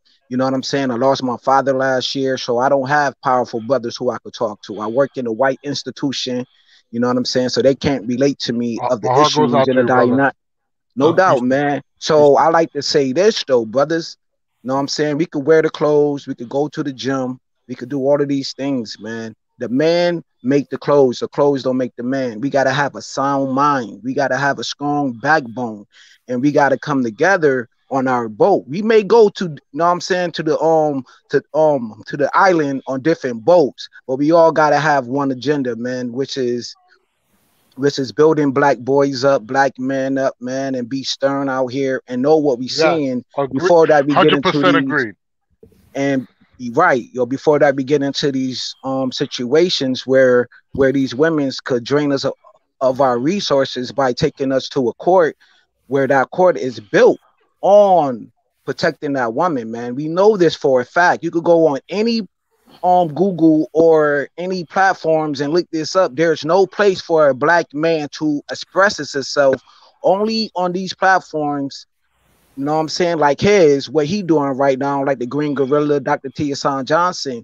And he's telling us that we have to have a sound mind. We have to be spiritual first, because we so driven off of our egos. You know what I'm saying? Because we built these institutions, we got money, we built a house, you know what I'm saying? We raising our kids, but our minds are still not right when it comes to building us up. We have to look at us internally to our spiritual being, which is the highest power. You know what I'm saying? Which transmits the information to us so we could come together, man, and build like Voltron, man.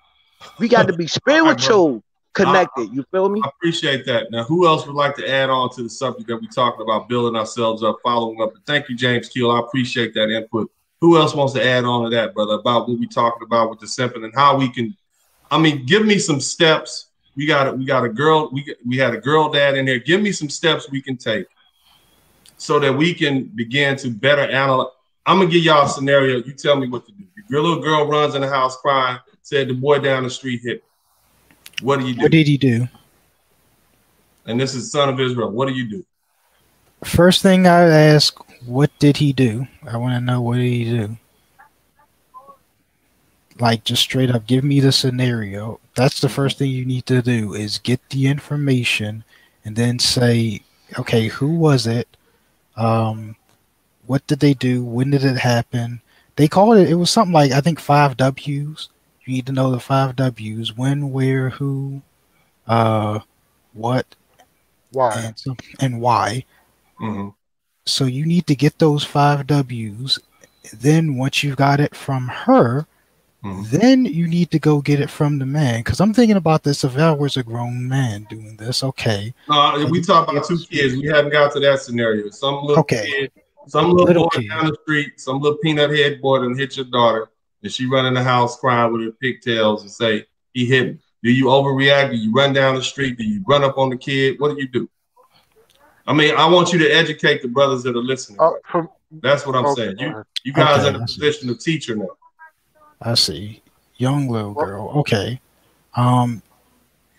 It still applies to where you gotta ask, okay, so he hit you, what were you doing? What happened? You were at the playground. What did you do? Did he just come over there and hit you? You still kind of need to know the scenario of what went on.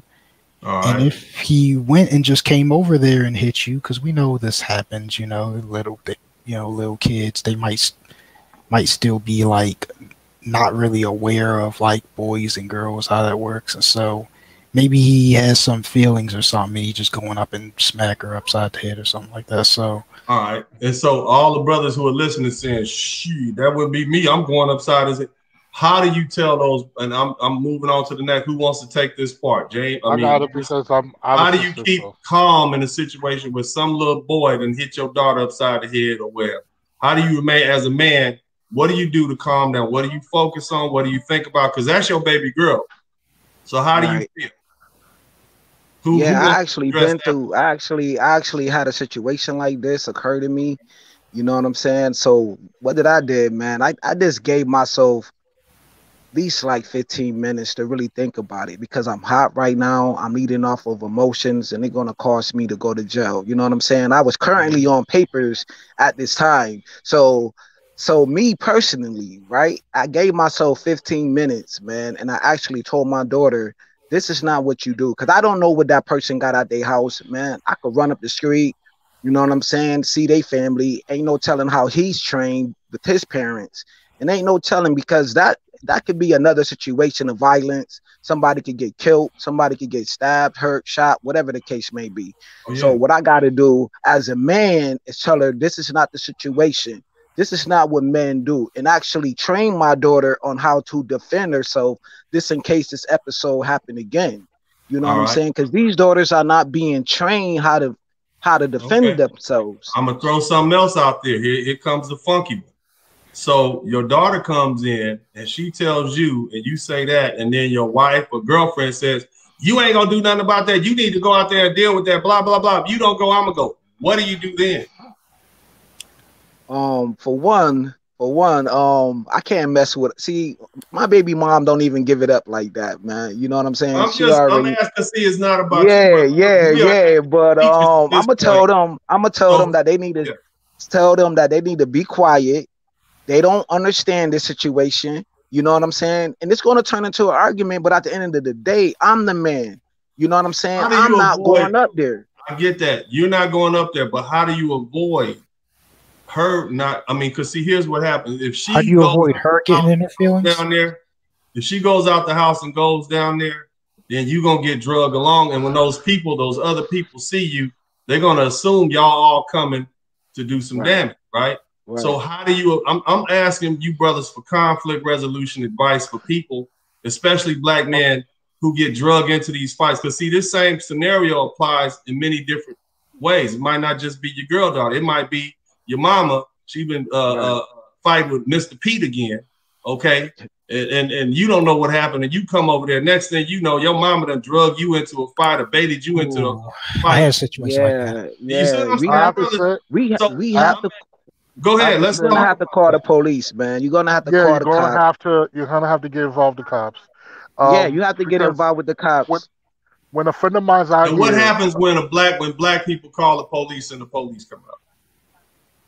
If you're not trained, police on a black man, Mr. Pete is still a black man. What happens when you call the police out?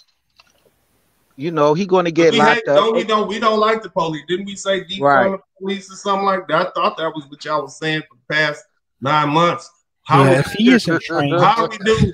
What do we do? Because I was watching y'all on CNN out there. I'm come from the school of Malcolm X. I don't believe in protesting and stuff like that. I'm gonna just You know what I'm saying? But I know you brothers, y'all protest. Black Lives Matter. Not me. I'm not protesting. I'm not doing that. We got to get financial backing first. Don't you put that on me. Don't put that on me. Don't put that on me. I ain't tap that shit out there. I know what you're doing. But anyway, I'm just BS aside. How do we deal with that? Are we just gonna call the cops?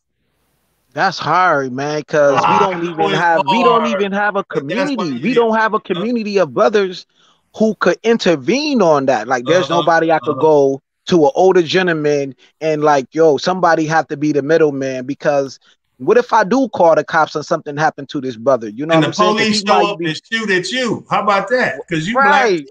So it's hard, bro.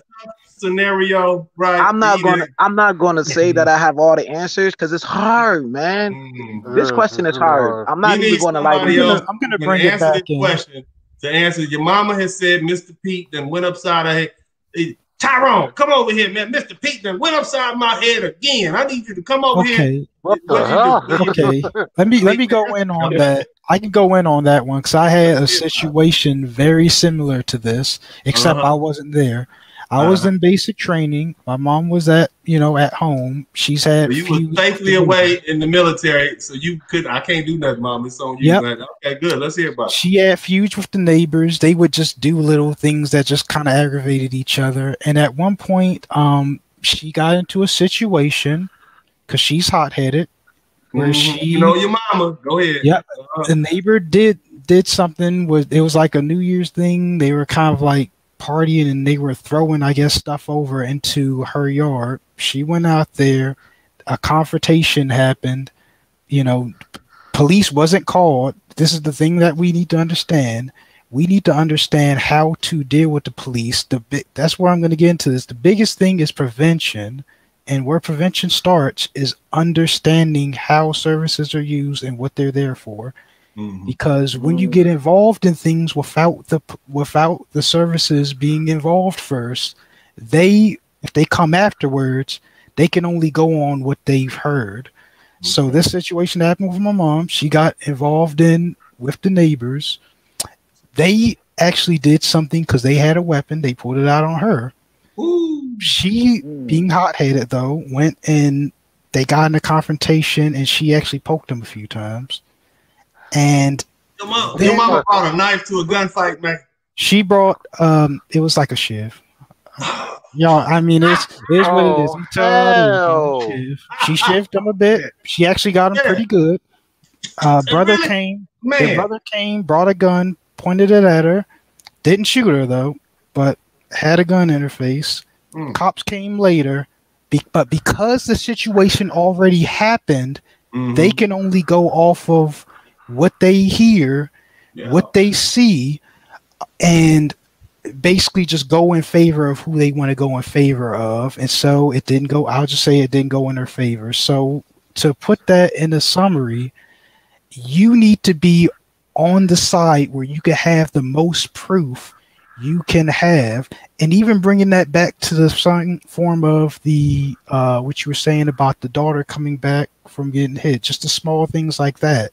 You want to put yourself in the side where you have the most information and most control of things. So say if you got a woman, you got your woman, and she's like, she comes and she says, oh, well, that happened, I'm going to go over there. You let her know, hold up, get up, grab her, tell her, hold up, no, you can't do that. Understand, this is between kids. You can't just go over there and go mess with that kid. They're kids. So having that in your mind, you settle yourself down. Okay, they're kids, and kids do kid things. Knowing that, how do we proceed from then on?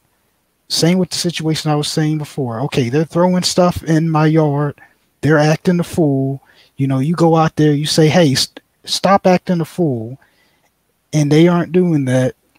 One thing that helps with that, my mom has cameras on her, or she now gets a lot more cameras. She should have just kept it to the cameras. Or even now, you have the phone. Just take your phone out there, record the stuff that's going on. Hey, they're throwing stuff into my yard. I just came over there. I told them to stop. They say, hey, no, fuck you or whatever. Right, I'm sorry about that. No problem, no problem. And before we get, shout out to Chris P. I appreciate the super chat donation. But would anybody else like to add in? How do we resolve these type of conflicts? I would say this. Go ahead. I would say this. I've dealt with this as older brother. I've dealt with this when it came to my sister and certain people. And I had some frenemies that live across the street. Don't we all? Yeah, you know what I mean? And they used to harass. When my sister had little friends in the yard, they used to harass them. And I've had to pull them aside and sometimes go to the grandmother. You know what I mean? They're older, they're around my age, but I had sometimes go to their grandmother and be like, listen, you're gonna have to talk to them because they're being difficult, and I don't want to come at them in a certain way because we still have a repertoire. But I would pull them, and then if the grandmother couldn't really handle them, I'll pull them aside and be like, listen, man, do you want me to go to your father with this? Because their father was a thug, like straight up. You know what I mean? His name was Big T. He ruled the block. You know what I mean? Yeah.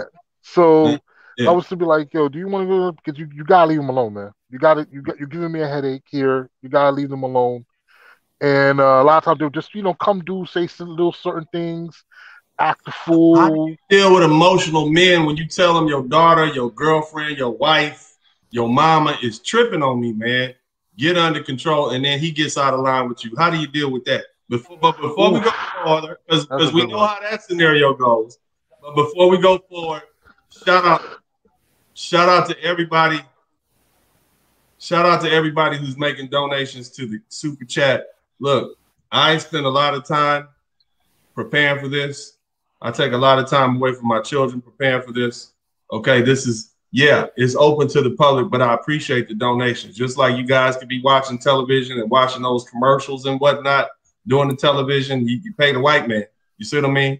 You got me up here doing this. We've been here for 2 hours. There's plenty of other stuff I could be doing, and I know I'm hosting this panel, but I had to buy all this equipment, get these cameras together, get these lights lit up. I got to sit here and do this. And so I appreciate everybody who makes these super chat donations, these Cash App donations. Calvin S., thank you. You said you must remember it's a child. Best thing to do is talk to the parents. It's the child. What you gonna hurt a child? Hell no. So I appreciate Calvin S. I appreciate that donation, but I need you guys to show me that you appreciate my time here.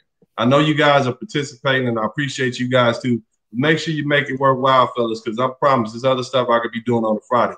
That said, what do you do when you confront a man who is the protector of some woman or some group of women or girl, and you trying to tell him, look, man, your daughter or your wife or your girlfriend is disrespectful, and I'm talking to you as the man because I want you to handle that. Because I remember a situation that happened. I saw it on YouTube. It was some woman, a very heavy-set woman, was popping off to some brother who was on his way to work. And her little boyfriend was like, calm down, calm down, calm down. And instead of whooping the woman's butt, he decided to tee off on the brother and stomped him out on the middle of the bus. This is YouTube. You can look at this. We've seen it happen before. Oh, my God. I remember that. So do you guys remember that YouTube video? It was a guy was in the bus. Yeah, so was that New York as well? Yeah. It could have been. It could have been. But what I'm saying is, what if the roles reverse? You go try and talk to this man about what his woman is doing, and he attacks you. Talk to me, but how do you deal with these possibly emotional men who are simps or who are white knights? How do we deal with them? Uncle D, can I say something real quick? Yeah. I'll give you a story. Now, I was in a position where my mother and my sister tried to turn me into that emotional simp. My sister, she liked hanging around, you know, the thug dudes or whatever, you know, end up going to a card game. And one of these thug dudes that she didn't like how he was losing money at the card game, decided to pull out a gun, start shooting inside the card game. Mm-hmm. She gets hit in the stomach. Everybody leaves. She had to drive herself to the hospital while bleeding from the abdomen. And the doctors even told her if she'd have been more than 1 block from the hospital, she wouldn't be here living today. Because she actually had to drive herself to the hospital, park her car in, you know, valet parking, and then get out and walk into the emergency room while bleeding from the abdomen, right? So now I'm in the military at this time. So in the military, you know, of course, they give you the tool. They give you the tools and the knowledge on, you know, how to fight in war. So let's just say I had the tools and the knowledge, and I knew who the guy was to go do something about it. But when they called me and told me that this guy had shot her, not only did he shoot her, he actually went up to the hospital and told her that if she told the detectives who he was, that she was going to come back and get him. Mm-hmm. He was going to come back and get her. And they told me all this, you know, I'm still in the military. They told me all this. You know what I told them? I don't care. She chose to put herself in that situation. What you calling me for? All right. So brothers, look, I appreciate that. And that's a good way. Are you going to say, look, I'm not getting into that. I'm going to give you brothers, we got about another 5 minutes. I want all y'all to chime in on this. I have a question I want to ask you. It's very important. It seems as though when a black woman like Megan Thee Stallion alleges that she's attacked by a black man, like what's the little man's name? What's the little short guy that she think? What's his name? Tory Lanez. Tory Lanez. The whole world comes to her aid, right? The whole world. We didn't pay attention to what Tory Lanez had to say. I don't know the scenario, but I do know that Megan Thee Stallion has admitted on YouTube, is admitted on social media that she had a confrontation with a previous boyfriend because she caught him cheating. So she decided to go upside his head. So she has a history of attacking. She got arrested for it. She got arrested for it. And matter of fact, she says she will. What does she say? She will run down on the dude. She ain't running from nobody, right? So we clearly have a young woman who's confrontational. Still, it seems as though even when the evidence shows that she will start these fights and pick these fights, we still have an impulse to jump to the side of these women. And I know some of you brothers that are listening did. You say, oh, that's cold. He a punk. He shouldn't be hitting her like that. That's a woman. But this woman, and mind you, she probably outweighs him by about 80 pounds. And she's a strong Texas girl. God bless her. We all seen her. She's a strong, healthy young woman. Okay. What I'm saying is, why is it that, and I have an answer, but I want you brothers to tell me, why is it that society always jumps to the side of the women, even when they're dead wrong? And is that the reason? Is there some sort of sociological programming and that causes these brothers and men in general to become white knights? Because we've seen it happen in the white community.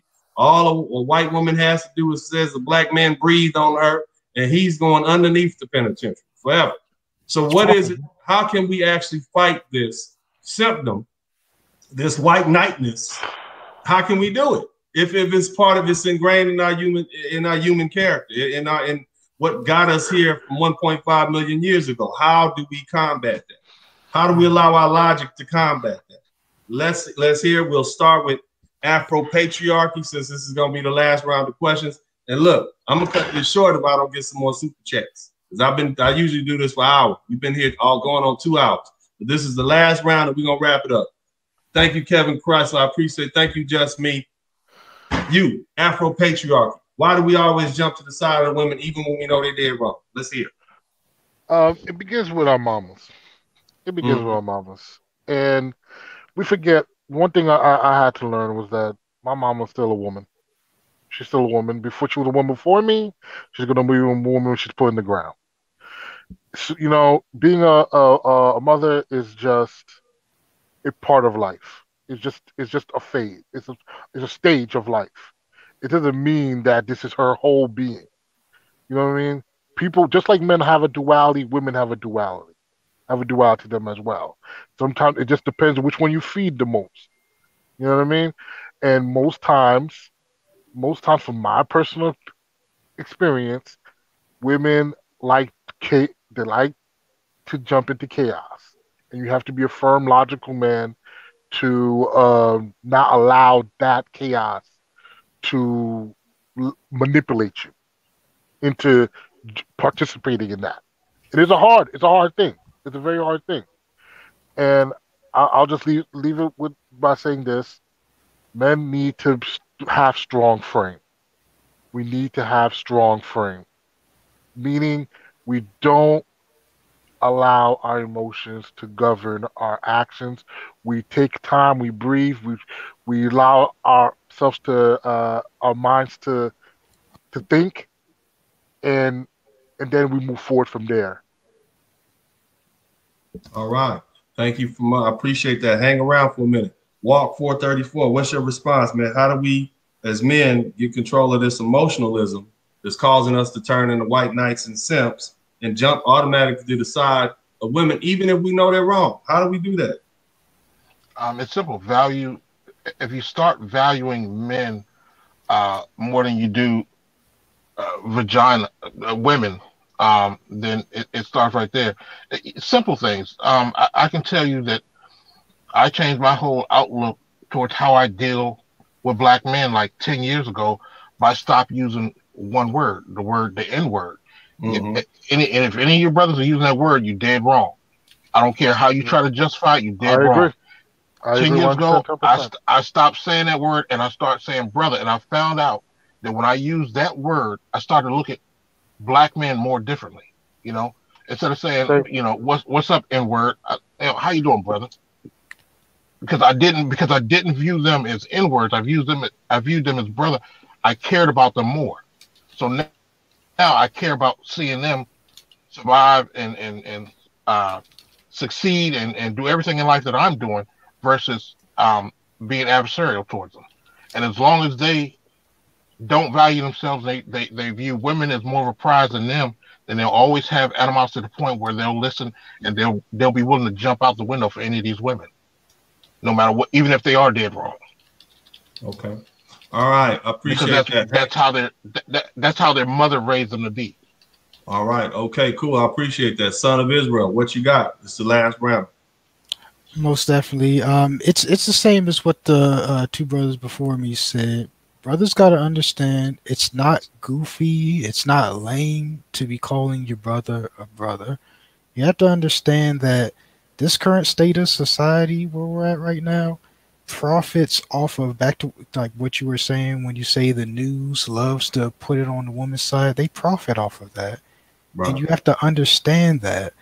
And part of the way to fight against that is understanding, hey, you have to have a better relationship with your brothers, because we know we're growing up in this society where women are having, I won't say really a benefit, because at the end it's not really a benefit for them, but in the beginning they have a strong benefit to them.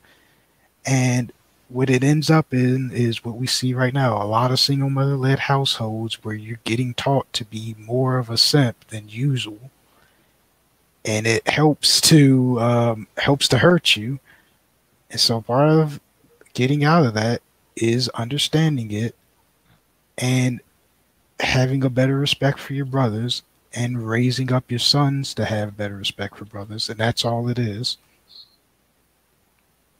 All right, I appreciate that, Son of Israel. All right, last but not least, James Keel, talk to us, man. Tell us, what can we do? Man, like I said, man, thank you, man, because I was raised in a household with three women's, my mother, my sister, and my aunt, man. So as I grow and listening to these platforms by listening to Dennis, Dr. Son Johnson, I had to erase all the stuff that they had taught me, man. You have to retrain your mind. You have to make your mind like a bunker. You know what I'm saying? So these women's can't penetrate your thinking process.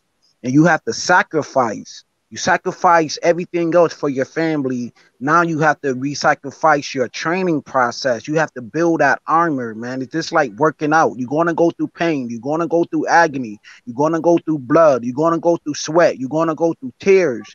These are the things that you need to focus on when you by yourself. Look yourself in the mirror, ask yourself the tough questions, and you have to self-evaluate yourself, man. Your brain power, your thoughts, your energy, who you hang around, how you eat. You know what I'm saying? Building your spine, man. Working out your mind, reading books like The Mass Incarceration, the new Jim Crow Law, what else I'm reading? And I'm also reading the Man Not book. That's a powerful book, man, by Dr. Curry. So I suggest these young brothers, older gentlemen, to take your L, man. Take your L, deal with your losses. You know what I'm saying? And also deal with your losses and wins at the same process. It's a learning process. I know it's hard because we older, younger, or whatever. And this is new information upon of us when you're dealing with red pill, black pill, and all these other pills. You know what I'm saying? But that's another story, though. That's something of a 3-year process. It took me 3 years to get to this thinking process, what I am. You know what I'm saying? And being around other guys who at the top and who see this every day. They see it from the top, the middle, and the bottom. We see what these women's doing to us, and we have to listen to these gentlemen because we got 2 ears and 1 mouth, man. So I know I could get long-winded, so I just want to brace myself right there. And thank you, gentlemen, for even allowing me to speak and me actually giving some input into this conversation, man. And I like to commend all you brothers on this platform and all the brothers and everybody that's tuning in and listening, and even the ones that's in the clouds that don't want to chime in these type of topics, because somebody's probably hurt. Somebody probably dealing with some pain right now, man, because I know I dealt with the pain. You know what I'm saying? Growing up in a household with 3 women's, man, and then actually going down south, visiting my grandmother when I was a young buck and actually seeing that through her. So all I had was women's, man.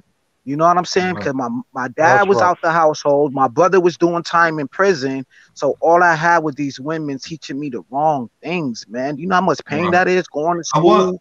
James, I want you to call back. I think next week we're going to have a subject and we're going to talk about situations where men are raised by all women. But I appreciate you coming in. I appreciate what you're doing here. Right. Yes, sir. I definitely will, man. I will. All right. So I thank you, everybody. I thank you guys. We're going to go ahead and close out. I'm going to close up. But before I do, thank you, gentlemen. Thank you, Afro Patriarch, the son of Israel, James Kill. Thank you so much. I have a few closing statements I would to add about this. You guys, I'm going to put you on mute and I'm going to continue. And but before I do, I want to first say thank you to Kevin Chrysler for the $50 super chat donation. He said, "I appreciate you, Uncle D, from Indianapolis, all the way up from Indianapolis, Indiana." All right. And Mr. Hayes, thank you so much. He said, "I think society goes to aid of women because of the Bible. The Bible says, show pity to women, for they are the weaker vessel. Also, women been backing each other up for ages, unlike men." That's something we can hit on before I leave. And I think he's referring to female-owned group preference. And he also is referring to the fact that even the Bible is patriarchal in the sense that it sees women as a weaker vessel, which is something I'm going to touch on. Here's the thing, folks. And thank you guys. I appreciate you guys for all your input. I appreciate everybody for your super chat donations. Here's the thing. If I'm sitting as a judge and a young man comes in, a man of normal size, he comes in and he tells me that he was in an altercation with a woman. She hit him and then he hit her back. As a judge, the question that I'm going to ask myself, even if this is a self-defense that he's bringing forth, was the force used to respond to the initial attack reasonable? Now, if we're talking about an average man, we'll say the average man is 5'10", 185 pounds. And the average female is 5'3", 130 pounds. If she punched him, even if she punched him right in the nose or the chin or one of these other bottom places, and then he responded with a punch to her in the nose, the question that we have to ask, because she hit him in the nose, he hit her in the nose. The question we have to ask, based on him being a man, was the force reasonable? Now, the truth is, I mean, there are two human beings going at it, but when you get into the specifics of it, that's a man hitting a woman, and no matter how hard she hits him at 135 pounds, and she being the average size of a woman, and him being 185 pounds, him being the average size of a man. And I'm pulling stats out of nowhere really with this, because, you know, people are bigger or smaller depending on the part of the country you live in. But the bottom line is the judge is going to say the force was unreasonable automatically. It was unreasonable because he's a man, bigger bone structure, denser muscles, more upper body strength. And so it's unreasonable. So the court even is inclined to look at the man's response as not an act of self-defense. And that, in essence, summarizes the bias that society has when there's a man and a woman in conflict. Now, let's take it home to somebody's daddy or somebody's brother or somebody's uncle. You hear that some man or some boy has hit your daughter or niece or something like that. Your automatic response is going to be like that judge sitting up there who's going to say, no matter what happened, if he hit her back, then that means what? That means his response was disproportionate, so he's already wrong. That's the way society thinks. Society is automatically going to assume that the man is in the wrong because they're going to assume that the woman is the weaker vessel. And that's the quagmire that we're in. And the truth is, for the most part, women are weaker vessels. So what we have to do as thinking, logical men is recognize, you know, sometimes our daughters are wrong. I'm not talking about a situation where she's totally absent any fault. She's walking down the street, somebody stole a purse or grabbed the purse and she tried to chase after and get the purse and got beat up. That's a different kind of problem. I'm talking about men allowing themselves to be manipulated into situations where they can get hurt because something has happened to somebody they love. So the emotionalism is there. And on top of that, that positive patriarchy, that positive chauvinism that drives men to protect women also comes out. That's how men get hurt. In effect, what you're doing is you're putting this woman's interest over and above the interest of this man and yourself, because you're doing something that could land you in jail. So what do we have to do in a situation like this? All men across the board, white men, black men, brown men, you got to stop with the simping. You got to recognize that women are equal in their humanity as men. Women do things, they lie, they make up stuff, they manipulate, like the sister said earlier on in a very eloquent way, and they can manipulate both for positive and negative.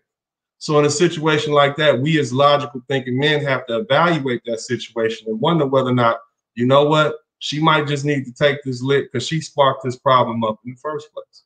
Like the brother Trey came in and said, yeah, well, you know, I was looking for the brother on GP. And then as I asked him further, he said, well, she had cut the young man in his hand, which probably was a defensive cut. And he had his fists all wrapped up. And then sometime later on, they got in another altercation in the quad, and he ended up slapping her. See, when you dig a little deeper, oftentimes you'll get both sides of the story, and then you can evaluate that. I ask you, brothers, for cooler heads to prevail. First of all, nobody should be laying hands on anybody else. And in a situation where you're forced to defend yourself, use the adequate amount of force. Don't bring don't use a disproportionate amount of force. Don't do that, because all you're gonna do is land yourself in the downtown Hilton, and you're gonna be sitting in front of somebody like me who has to leave at 5 o'clock, and I'm not gonna be too concerned about too much of what you got to say outside of what's brought before me in the court of law. And if honestly, if I'm the judge looking at me like, man, this girl's 135 pounds, you 180 pounds, man, she hit you, you hit her back. Okay, you say it's self-defense, but damn, you broke her nose. You don't even have a scratch on you, brother. You see what I'm saying? And so what do you want? You want me to say that was proportionate in response? I can't. I got to give you some time. You see, and that's the situation that you brothers put yourself in when you're an outside man looking at the situation. Yeah, that man is going to go to jail for hitting the woman, but then something bad will happen to you because you jumped in and tried to intercede. The best thing to do, unfortunately, is not a whole lot of options. First of all, teach your daughters, you know, to try to avoid conflict. Don't allow them to think that you're going to come save them, even if they are dead wrong and they're starting up stuff. That's where it starts. You got to teach her that, hey, baby, there's repercussions to this. If you go out there and start some trouble, that's a problem. You know, you can put my life in jeopardy or somebody. And another thing, you know, teach your daughters to keep their hands to themselves. That's another thing that we should begin to do. And teach them to respect manhood in general. That's another thing we should do. And brothers, when this situation happens and your daughter comes to you, and don't turn into a simp. When your mama tells you about what Mr. Pete has did to her this week, don't turn into a white knight or a simp automatically. Even your wife. Don't, if you know your wife better than most people. You need to let logic and the cool heads prevail in a situation like that. Because, hey, bad things could happen all the way around. And that's the last thing we need in the black community. More black men. We don't need more black men in prison, more black men in the morgue. We got enough. We paid our part in blood. So I hope you all have enjoyed tonight's programming. I hope you appreciate what I'm doing here. I hope we've had a great discussion that's benefiting you. I hope that you've learned from the people that have chimed in tonight. I appreciate everybody. I appreciate you, brothers. I appreciate all the donations. Hey, I'm going to leave this up, man. I think this has been a good program. If you like to donate to the Cash App, it's right there. That's cash.me/, Dennis Sperling. And then PayPal is right there. And, of course, the Super Chat. Thanks, everybody. We're going to leave you to the classic tunes of E40 Fonzarelli from the Bay Area. So I'm going to turn off the camera and let y'all all enjoy the rhythms and rhymes from the Bay Area. Yeah. And I'm out.